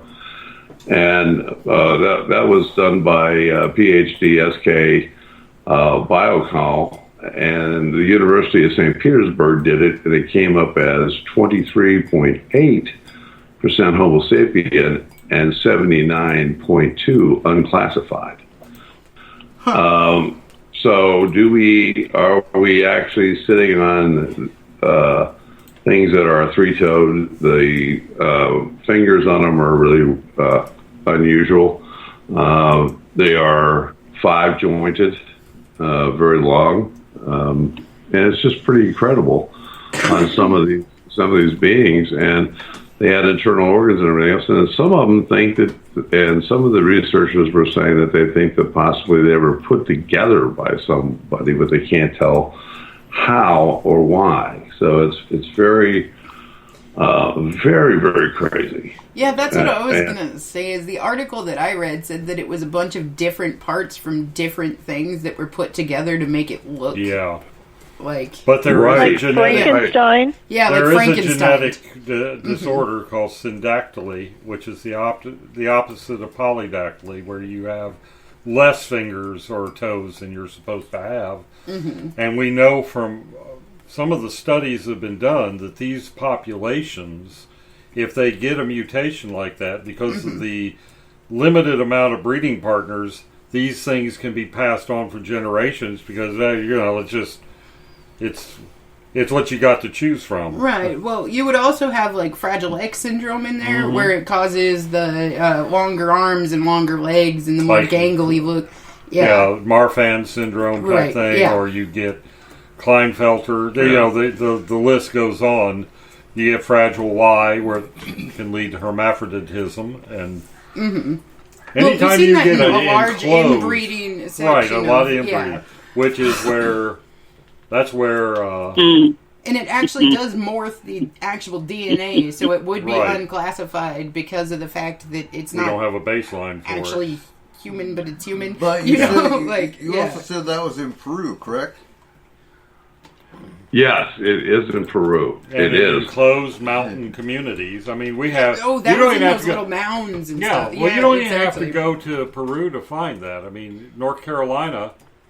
Well, if you were 20 miles away from your nearest neighbor and you found out they were a cousin, well, so what? Well, at that point, you didn't have. Well, that's where you get. Well, think about the Kentucky blue people. The fugates, the blue fugates have methemoglobin reductase deficiency. So you can look at the mundane and think genetic mutation, inbreeding, whatnot. But when you think outside the box, what else is in Peru? The plains of Nazca. Oh, yeah. The Nazca Plains. That's exactly right. Absolutely. And that's where these were found. Right. And even what's really weird is we're looking at the Achilles tendon of this one mummy, which they called Maria. They gave them all different names. And she is larger than the other ones. But it was determined that the Achilles tendon is inserted through the talus bone, and while Homo sapiens, the tendon is from the calcaneus bone. And I'm looking at it how different it is, and it looks so weird. And again, it only has 3 toes, 3 fingers on each hand, 3 toes, and then. Everybody can hang up on the DNA of this, and we tested the percentage of that. But you started off with the elongated skulls, and a lot of them, they figured it's done cradle boarding, by cradle boarding and all that stuff.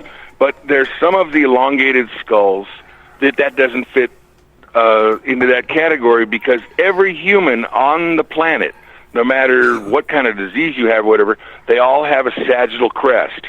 It's that crack that keeps that when the baby's forming, it's a soft spot. There's a sagittal crest runs right down the middle, and it's where 2 of the bones come together. Every human has it, but they found a lot of these elongated skulls do not have that. Okay, and it's not possible. But we're kind of throwing out the fact that there were entire species of humanoids that have gone extinct, and possibly what we're looking at are hybrids within the human family. But it's like there's the true the names are kind of escaping me right now. But they're we had what they call the Hobbit, the Homo florensis, Homo habilis, and we didn't Homo neanderthalensis. Right, we didn't. But I believe they all had that same sagittal crest. Ah, okay. Even they did. So I'm not going to say they're aliens, but they're. I had to do it. Okay, and now, do you still have that in hydrocephalicism? Yes. Yeah. You still have the skull is still the skull. One of the things I did notice about hydrocephalicism is a growth thing. Right. Right. But it doesn't. Well, it doesn't change the structure of the skull. Right. That we could be looking at a subpopulation or a mutation that was carried out through inbreeding. That's how Rh negative entered. This whole.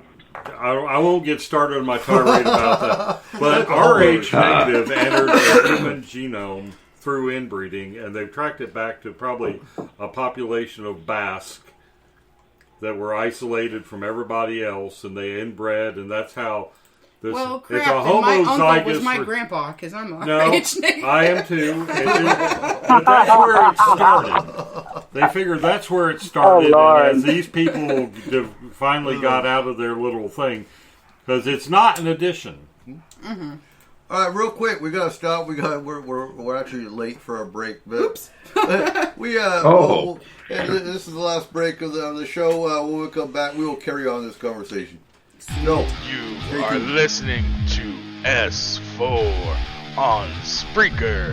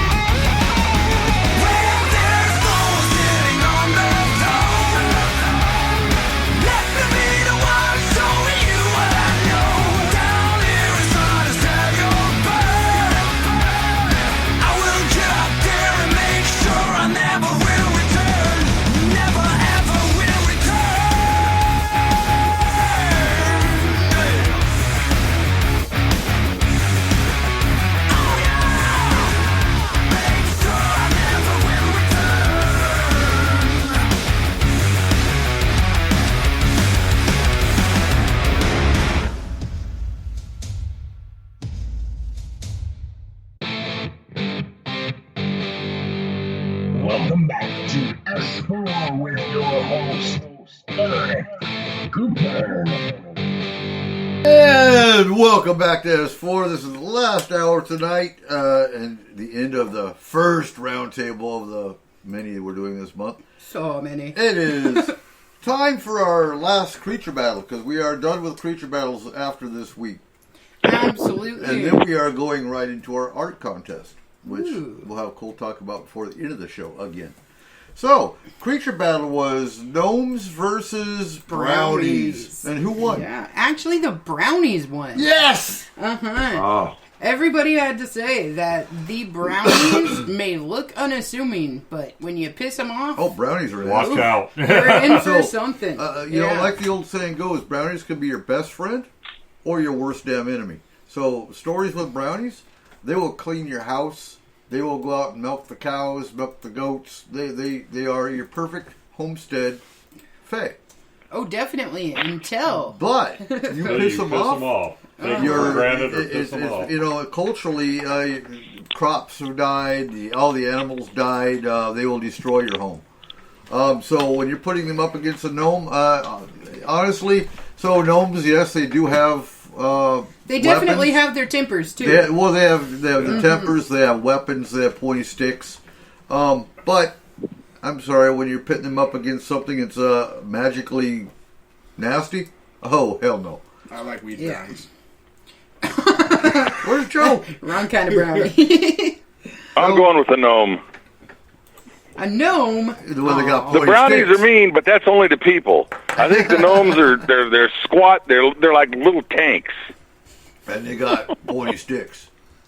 All right. So They got pointy sticks. They got red hats. Come on, man. So that'll be the end of our creature battles Yeah, for now. we're done with creature battles for now. And we're moving into the art competition. We might go into creature battles for Halloween. Potentially, because we got some good little Halloween ones.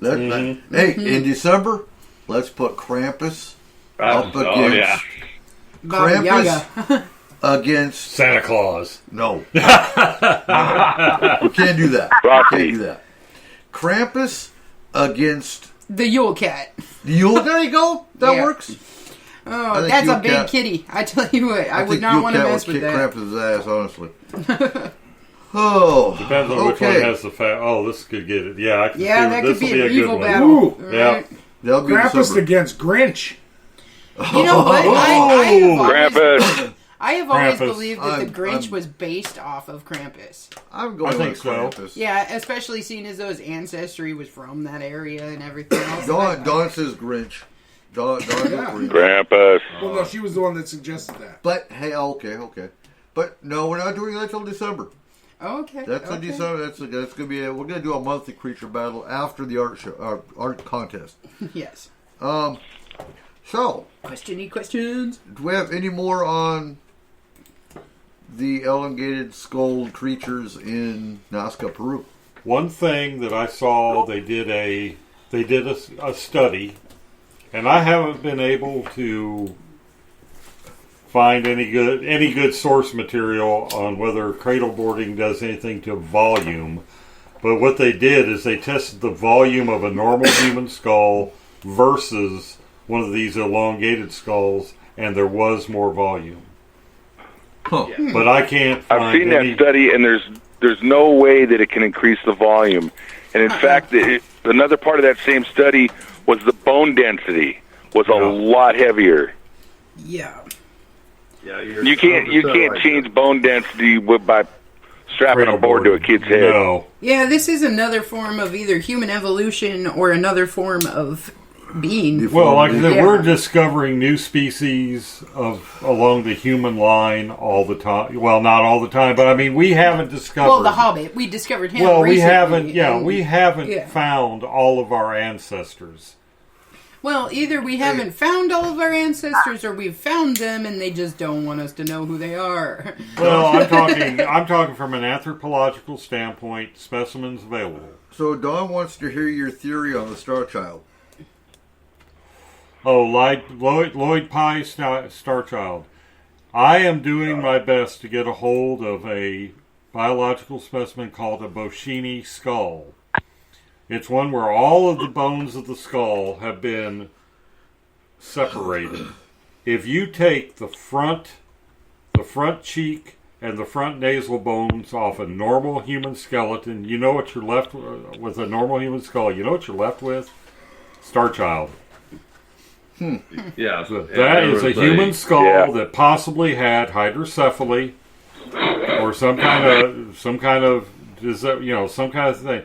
But if I can ever get a hold of one of those, a true anatomical skull, if I could just get a human skull that I could remove the frontal. I tracked it. I actually had some friends that took an MRI of a human skull and removed the layers, and you get the Star Child skull. Huh. That whole bull crap about the facial structure and all that. That's crap because the front part of that skull is missing. Huh. I'll agree with Eric on that one.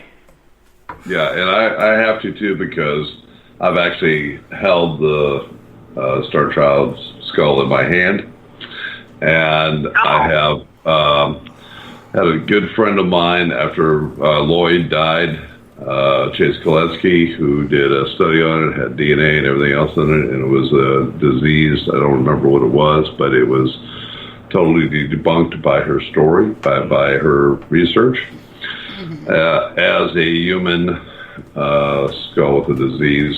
So, not too many people have seen it, not too many people know about it, but yeah, that is, in my book, it is totally 100% debunked. Now, I've also held some of the other elongated skulls and everything else, but they don't let them out, so they have done anatomically corrected models of them. Right. Which is the suture lines are different. They're really quite strange. So there's nothing about that skull that could not be proven by that to me that was some guy invested. I don't know. I feel like it was a cash cow. It was heavily invested in that being what it was, and when you got somebody that convinced. The facts are not right. You're not going to prove them wrong. Exactly. No, there's nothing other than I always heard. Well, the fibers were down. You got a skull that's been sitting in a damn cave for God knows how many hundreds of years. Right. Years. There's decay. There's there's ossifications. There's so many mundane things that could explain the differences. And it was not a pristine. It wasn't something that was held in a temple, or it was found in a cave. I agree with Don's comment. Even about a head injury can cause swelling like that. Right. You get a concussion. You get hit by a tree. You get hit by a pointy stick. I mean, yeah. So the other thing that I've always thought about too is like the Spartan pit. Okay, so supposedly in Sparta, when a child was born and they had developmental or physical disabilities, they weren't physically perfect. They were basically sacrificed into this giant pit. Okay, True. So there was like a whole graveyard of people that weren't necessarily genetically perfect. So I wonder sometimes too if that might be what some of these cave systems and stuff is that is where they disposed of people that were not perfect. Or they chase them out of the village.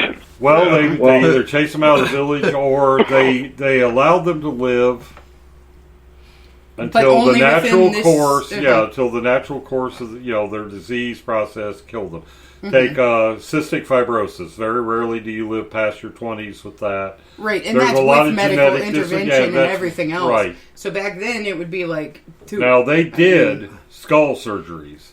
They have found Aztec and, in Inca ruins, they have found evidence that these people, that they did skull surgery and that the patient lived because the bones started to grow back. Right.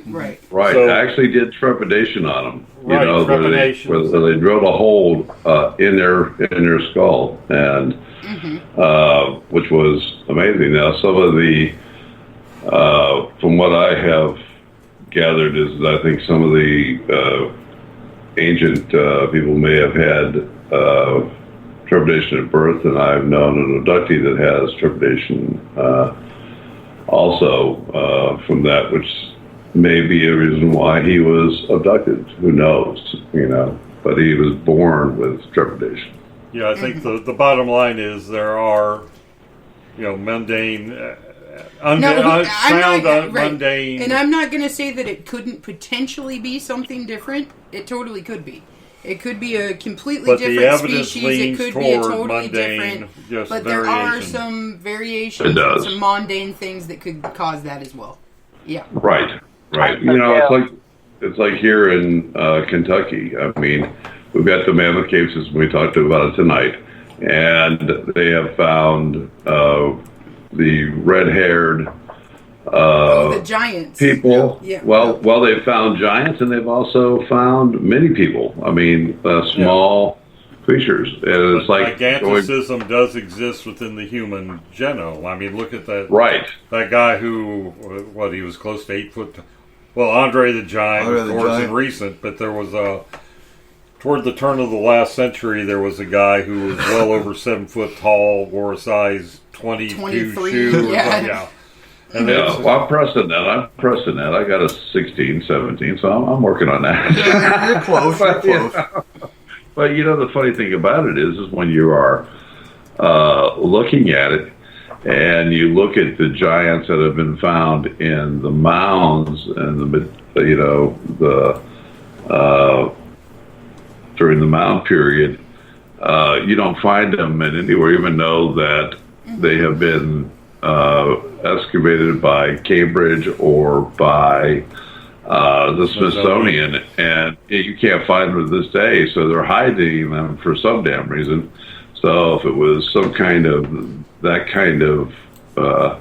where it would be giganticism or whatever you would want to call it, you would think that they'd be jumping all over that and going, "Hey, this is what this is," and to debunk it. But you never see it. You never find it ever again. Well, like I said, me personally, I mean, the giants have to have existed at some point. There is just too much evidence, religious scripture, all the way to cave paintings and everything else, of a different race of people that were gigantic. Well, there's aliens on the same cave paintings. Mm-hmm. And you can see that in us now. Well, you really can. There's certain people that are a good 7 foot tall, and I mean, they are bigger people. Joe Algar. But I mean, but some of these were like beyond. Oh yeah, like 14, 15 feet. Yeah, we're talking they seem huge. to be. Yes. And you're right with the biblical. I'm not big on thumping a Bible, but you do have the story of the Nephilim. Yeah. And the giants. But then when you're looking at a population that probably didn't top 5 foot, anybody over 5 feet was a giant. Yeah, so absolutely, if you took Joe, I'm not trying to pick on you, but you're a man of large stature. If I took Joe back to medieval times, he would be a giant among men. And they would stone me to death. No, probably. No, if you played your cards right, they'd probably make you the king. Either that or the king's good to be the king. For sure. Yeah, it's good to be the king. Okay, so it's close to, well, we got 40 minutes left. Let's move along. Francie, you've been quiet over there. Yep. What's your next question? I'm here. What's your next question? Well, I've got a couple, but I'm curious about... So we were just talking about brownies. I'm curious about elementals. And early on in this show, we talked about culture and Scotland, having a lot of elemental stories and connections. Mm-hmm. So I'm wondering, is there a family connection to being tied or able to connect with elementals? Anyone can. And that's my first question. Okay. And then, can they be dangerous? Yes. If you piss them off, absolutely. Yes, and if you disrespect them, absolutely. So you hear different theories about what I've heard. Elementals are alien. I don't believe elementals are alien. There could be an elemental race. I don't. Potentially, but who's to say it would even be our element? Personally, I follow the Earth belief of elemental will fall into the Fey realm. Those are the elementals I do track, and so it was really cool when we were in Iraq. We did a Lammas ritual. As part of our pagan group, and I actually have pictures of the elementals leaving. They showed themselves as streaks of light leaving our candles. These are tea lights. Tea lights don't leave a flare. So when you see a streak of light that's leaving each candle in a separate picture, You know it's them showing themselves. What's cool with elementals, they are the rulers of their element. So you have a fire element, you have an earth element, you have a water element, you have an air element. They are, I'm trying to think how to explain it, but they are the kings and queens, essentially, the rulers of that element. So do they rule the fairies? Are they over the fairies, or No. are they separate? Fairies are fairies are The part fae. of the fae. Right. So picture the when I say fae, picture an umbrella. So gnomes, brownies, fairies, Okay. sylphs, and there's different fae that fall into the element side. So like sylphs, I'm trying to remember how it goes. I know brownies and gnomes fall into the earth realm. Does that make sense? Sylphs, Yep. I believe, are air. Air. Salamanders Fire. are fire. Fire. Mermaids, that kind of Sylphs. no sylphs silkies. Or, not sylphs. Sylphs are air. Undines. Water sprites. Right. Yeah. okay. Right. I thought, yeah, okay. Kelpies, that kind of stuff. Kelpie, Yeah. well, yeah, they fall under The water. But what's element. the broad spectrum term for a water element or a water fae? I mean, you got Jenny Green Teeth, you got Right. sylphs, The wet Mermaid- ones. the wet ones, yeah, wet ones. Well, even water sprites. Yeah, water sprites as would well. probably be your. Well, that's still more specific. I'm looking for the broad term. For what, Izzy's here now. Izzy actually showed me water sprites. If you actually go to a stream, a babbling brook, essentially, and you pull your focus back, you can see the okay, Undine is the water element. Undine, There we go. yes, There we go. exactly, yeah. So if you actually look into a babbling brook and pull your eye focus back, you'll see the flashes of blue Little light water sprites. from the water sprites. So then I have a really awkward question here. Everybody's talking about the fact that there's some unknown fifth element out there, right? Spirit. So if we're thinking of the fact that there could potentially be an unknown fifth element out there, You haven't seen the movie? then could I've seen that movie? Uh-huh. Then Ba-boom. could The what? Bada boom. Bigfoot Anyway, be that I don't elemental? think. No, I don't think Bigfoot falls into the Fey realm. I thought that for a while. I thought You that could be a gotta possibility, wonder. but I really, I don't. I think It could be. I don't. You It know, could that's be. the thing like with have Bigfoot. it's like a dimensional element, and therefore he's the dimension keeper, Possibly, like that kind yeah. of I thing. can see where you're coming from Uh-huh. because you've got reports of people letting off both barrels of a 12-gauge shotgun into the chest of a Bigfoot, Yeah, but and did it you just hear walks about the away. guy last year that shot and killed one, and then he buried it, and he went back and he couldn't find it? Yeah, of course you could. Stories without evidence to back them up, to me, are just that. They're stories. Right. If somebody Stories. Yeah. It's like the fisherman that caught the world's biggest fish, And then let it go. You know, that catch and was a release. BFRO Yeah. case, which Well, yeah, I'm scared. If you don't at least take a picture, or there's no reason not to get Some form of tissue. tangible evidence. Yeah. Yes. At When least you take a walk clip away of- from something like that, I don't care if you're telling the God's honest truth. Take a If clip you don't of hair. back it up with anything A clip of hair. physical, yeah. Hair. And if you Yeah. were A specifically told you were not allowed Right. to, then you wouldn't have brought it up later. Right. Yeah. Yeah, I think, well, I've always held that Bigfoot is where the human tradition of shamanism comes from. and that's a very valid theory too. Yes, it is. So I was in another paranormal group today, and there's a picture floating around of someone that claims they took a picture of a fairy, Okay. and I believe in Fae. I work with Fae. Fae are great. They can be. They can be assholes too.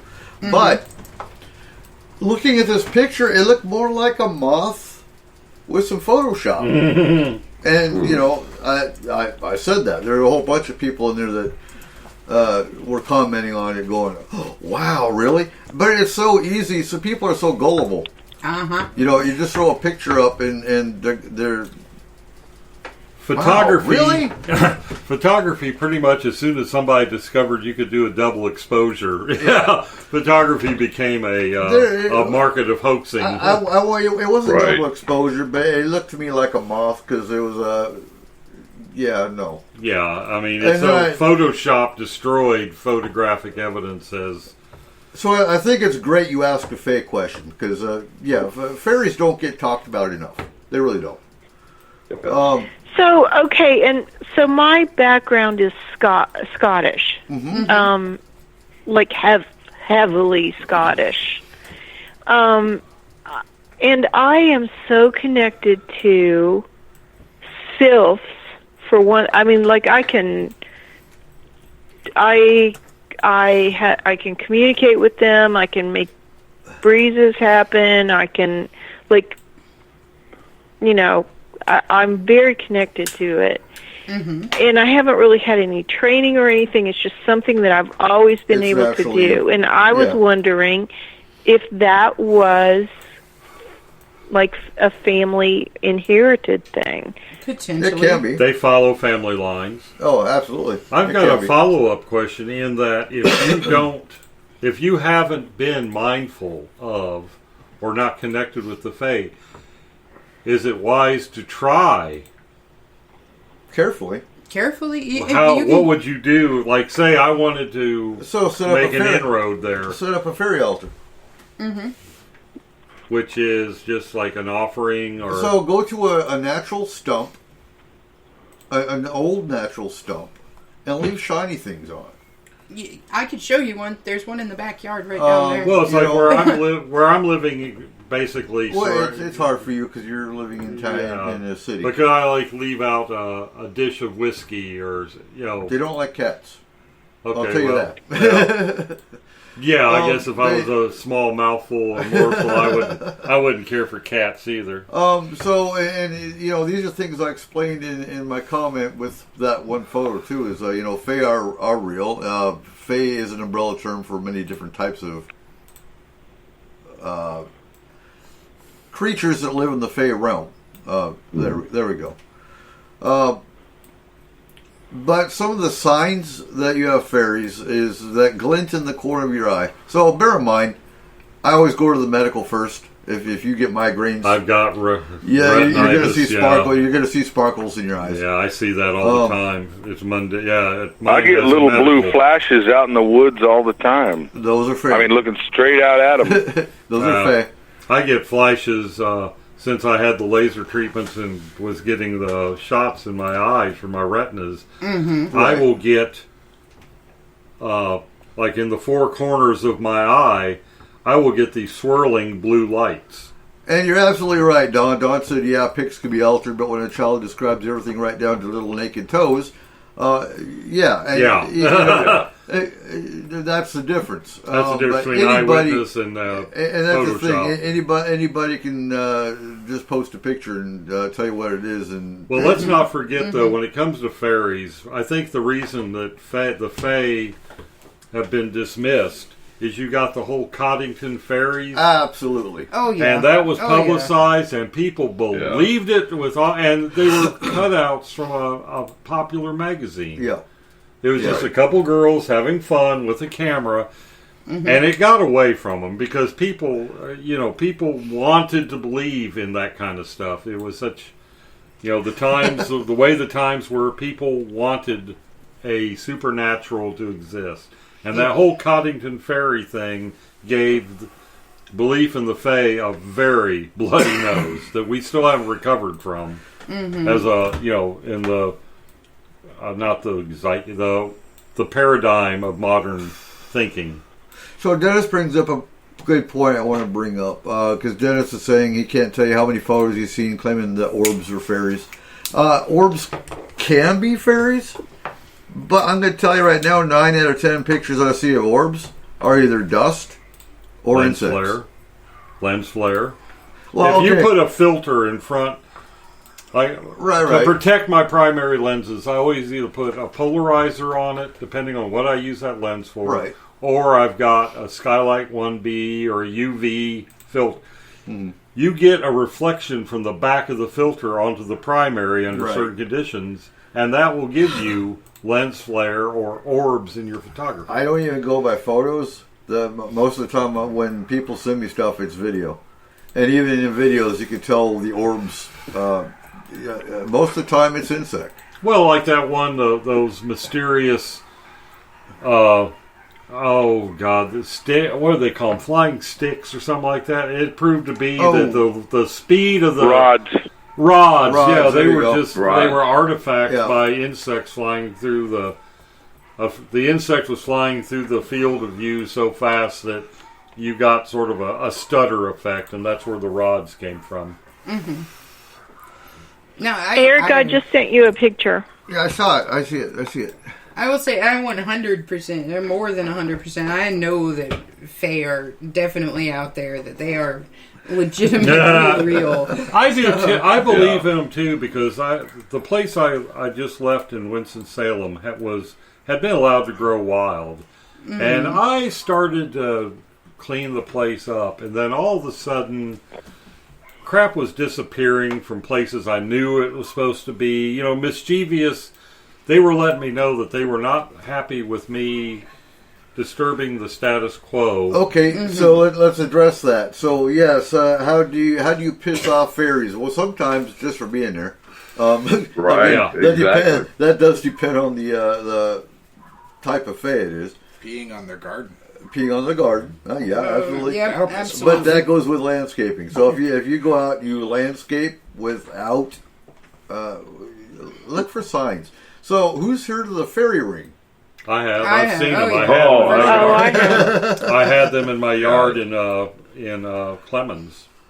So a fairy ring, it can be darker grass against lighter grass, or vice versa. It's just a ring. It can be. Haven't they shown that most of those are fungal growth or like mushrooms? Yeah, Yes. the ones in Clemens were. I don't walk through them. That's a good way to disappear. But yeah, no. And some of them are mushrooms. Yes. Because the fruiting body that you see in a mushroom is less than 10% of the actual the mycology in that area. Right. I mean, there's rhizomes and there's all kinds of stuff in there that you don't see without look. Yeah, the mycelial network that's around there, and it could be taking up all the nutrients, and that's why the grass can't grow, or it's toxic. Right. They have most fungi have some kind of toxin.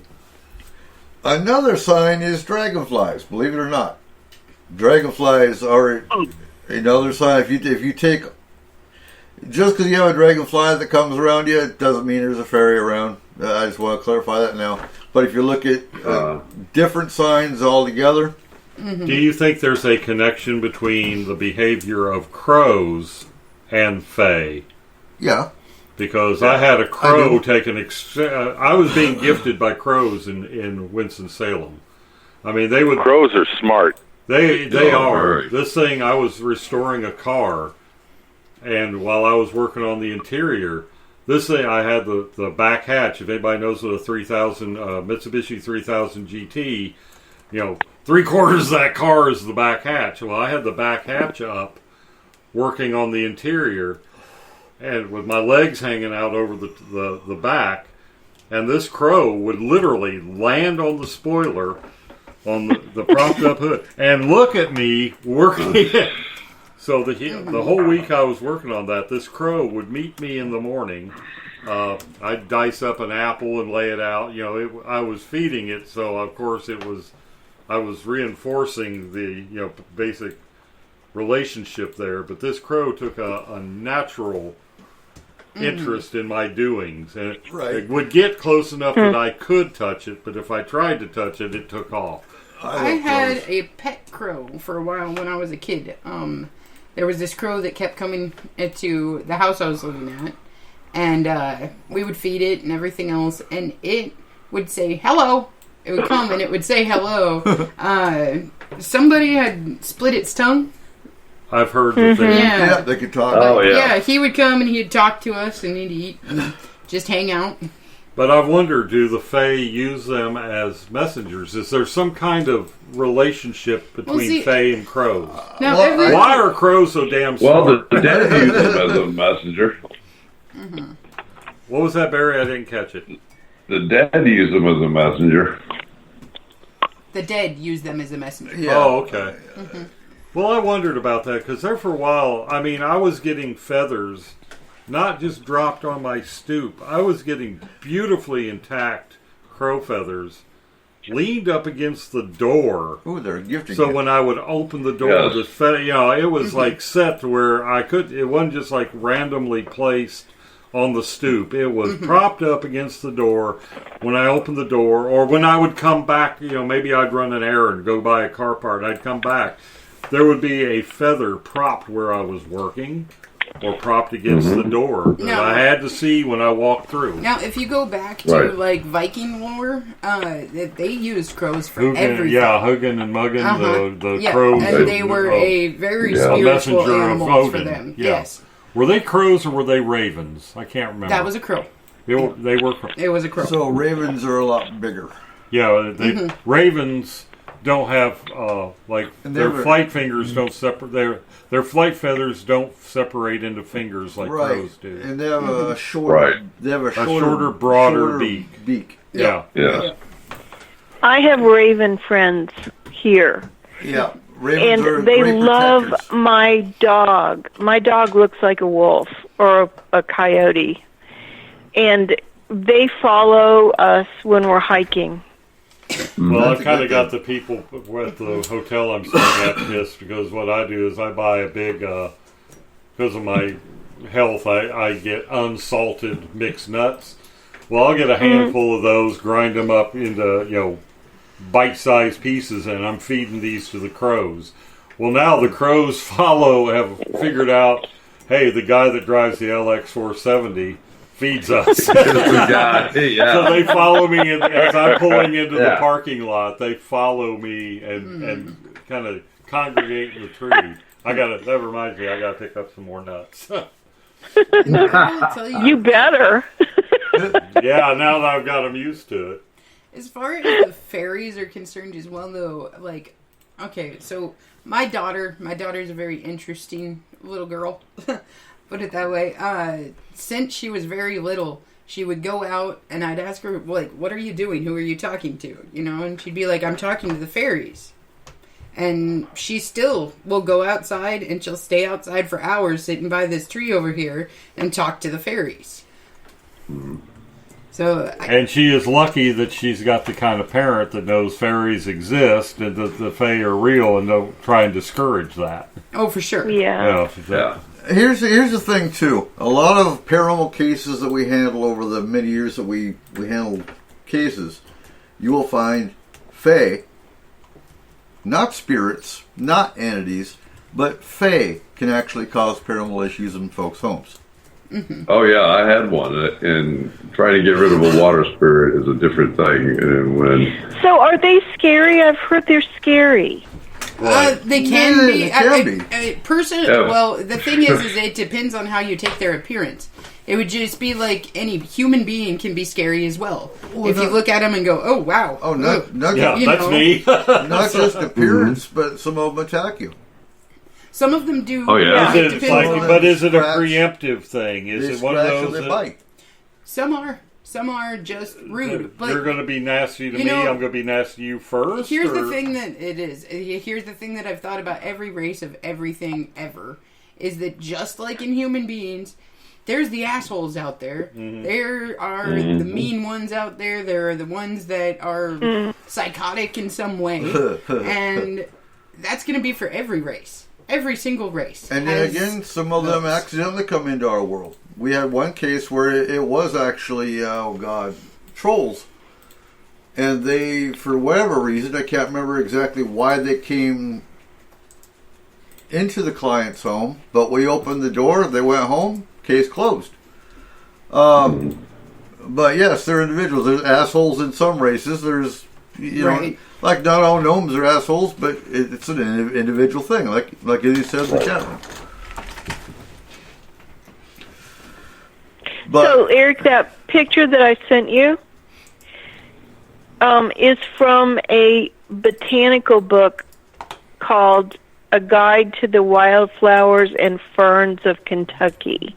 And it was published by the University of Kentucky Press, like in the 70s, I think. Mm-hmm. And that picture just is on one of the pages that, like, you know how botanical books will have the picture of the plant, right? And then the scientific description and all of that kind of stuff. It's basically a botanical book that showed up in. Huh. So I like, and it's gonna sound funny, but having young kids, we watched Tinkerbell a lot, and the Tinkerbell cartoon series, and they're 2-hour movies, and it's gonna sound weird, but I think a lot of that portrays fairly accurate about what some fairy types actually do. They think of them as spirits of plants. Some of them take care of animals, guardians. But see, the thing that I like about the Tinkerbell series, too, is I think that's a more accurate description on the individuality of each of them, too. Is that, yes, you can be an animal fairy, but you can also have other interests, and you can also do other things. Right. It doesn't mean that you are strictly just this. It means that's what you're the best at. Absolutely. Right. Yeah. Is there a caste system in the Fae, or? Kind of. I mean, there's not going to be a fairy godmother or a fairy queen per se. I don't think. You don't think that there's a Titania or a Maeve or a Queen Mob? Yes, Mother Earth. Yeah, that'd be. Well, I mean, you look into the Queen Celtic belief, and there was Queen Mab was like this ultimate kind of. You didn't want to piss her off. No. But she was like the overall. Or Titania. There was an overall mother. It was kind of matriarchal, but there was a queen, and Oberon. Yeah, I heard Titania was Oberon's wife.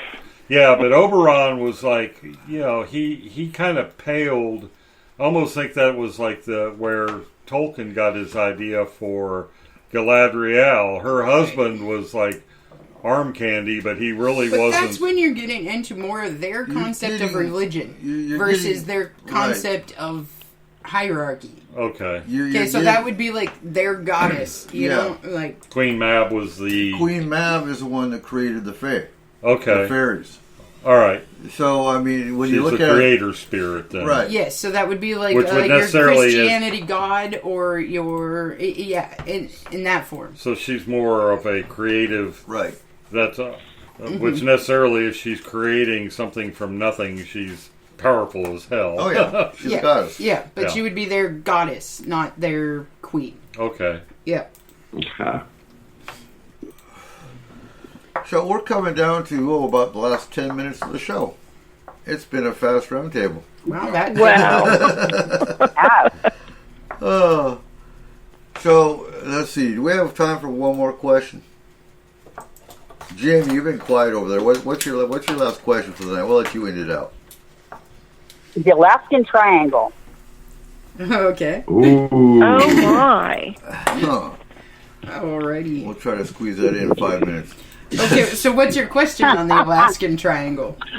What is it? Well, my question is, did they use a psychic that was a remote viewer, and I think another was astral projection during the Cold War to spy on the Russians, but came across Mount Hayes because of an attractor and found an underground compound of superior or advanced humans or something working side by side with aliens?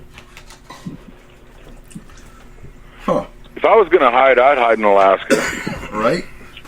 Well, some people do. In 1978, there was a bunch of mutilated animals found And among the animals that were found, and it was like directly in the center, was there was caribou, bear, and all the regulars, but there was also elk, which was not native to Alaska, as well as a 15-foot killer whale, and they were all mutilated and stuff and found by hikers in 1978.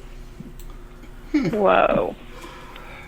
So my opinion of like the Alaskan Triangle is the same thing with the Bermuda Triangle or the dead zone down in Mexico. Is that there are stomping ground in North Carolina. Yes, there are certain spots around the world that do have a lot more activity in them, and I think honestly, in my opinion, it has to do more with the mineral content and everything like that of the area. The magnetism, all of that kind of stuff, versus necessarily like an alien. I've also heard about Alaska that per capita they've got more missing people there than anywhere on the planet. No, that's interesting. Whoa. 16,000. But if you... There's 16,000 overall. But if you think about Alaska, there's a lot of places in Alaska that are very, very remote. Okay, so if you have a whole bunch of people that don't necessarily know the area, or even if they do know the area and they're traveling out to go hunting or fishing or doing any of these things, there's more of a likelihood of them not coming back than there is somebody That's still a lot of people disappearing. I think it was 10,000 a year. I think it was something that averaged out like 2 or 3 people a day for the last 20 years. Well, let's not discount that's more than just idiots going out hiking. Well, maybe, there's also, we kind of skirt over this because it's uncomfortable, but perhaps there are what we would call monsters that's where their food source.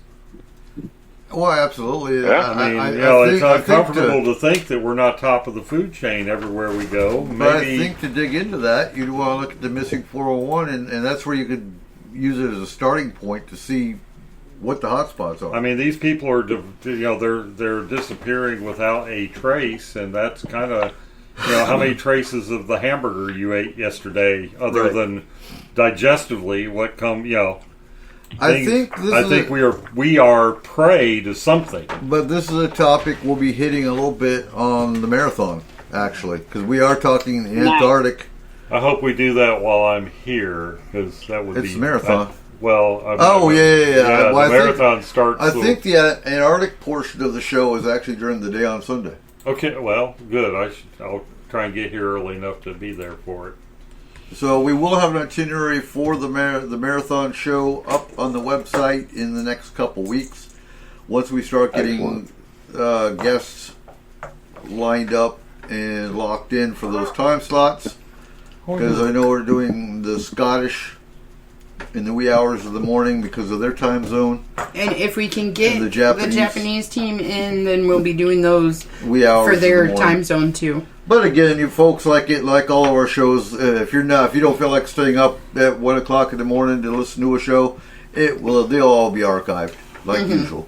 Oh, something just popped into my head because I was thinking of the recorder I bought for Eve. How often could it be that when we get an EVP, could it be the Fae say, "Hey, let's screw with the people"? Let's prank. That's kind of a harmless prank to play. And we are actually doing a Fae show on the marathon as well. Yes, definitely. Cool. Do we want to talk art contest before the end of the? Yeah, art contest. Yeah. Art contest. Get so your guys, art in, folks. Yeah, don't forget we are doing our S-4 Paranormal Radio art contest. We want your art, please. Let us show it for you. We'll get it out over Facebook, Twitter, and our webpage during the month of October. So between August 1st and September 30th, we are accepting all two-dimensional forms of art. Us hosts will then get together and pick one to win an S-4 swag bag valued at $75. You have to be 18, please, to enter, and all artwork must be PG, no nudity. You know what? So the nudity part I get is going to be hard because a lot of fairy pictures, for example, are depicted as nude. Mm-hmm. So just don't make throw a fig leaf over it. Yep. Because I do want to play middle ground with that, or blur it out. Yeah, something. All the rules are listed on the website. Absolutely, pasties. And come on, folks. Cole's sitting here. I see Cole over here crying every day because nobody's bought an apron. Yeah, buy an apron. All right, I'll buy an apron. So for the art contest, your entries should be submitted to S4RadioWinner@gmail.com. If you submit them anywhere else, they will not be counted as part of the contest. So please submit to our email. That's S4RadioWinner@gmail.com. And getting to that, so what kind of art are we looking for? It could be fairy, fae, alien, anything spirit, paranormal, anything in any of the realms of the paranormal. Bigfoot, absolutely. Dog man. Send me a link to the And to be store. perfectly honest, if you just wanted to draw a picture of a dimension or something of that nature, that is allowed too. Anything paranormal. I do not want a picture of a Yeti in a snowstorm, people. Yes. Do not send me a blank page. You will be blocked for eternity. Yes, Dawn. Get your apron. Yes, you can find our merchandise on the S4 website under the tag merch. Yeah, All absolutely. Right. So I love. We should just.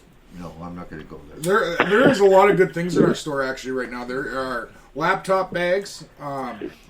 There are backpacks for your kids if they are going back to school.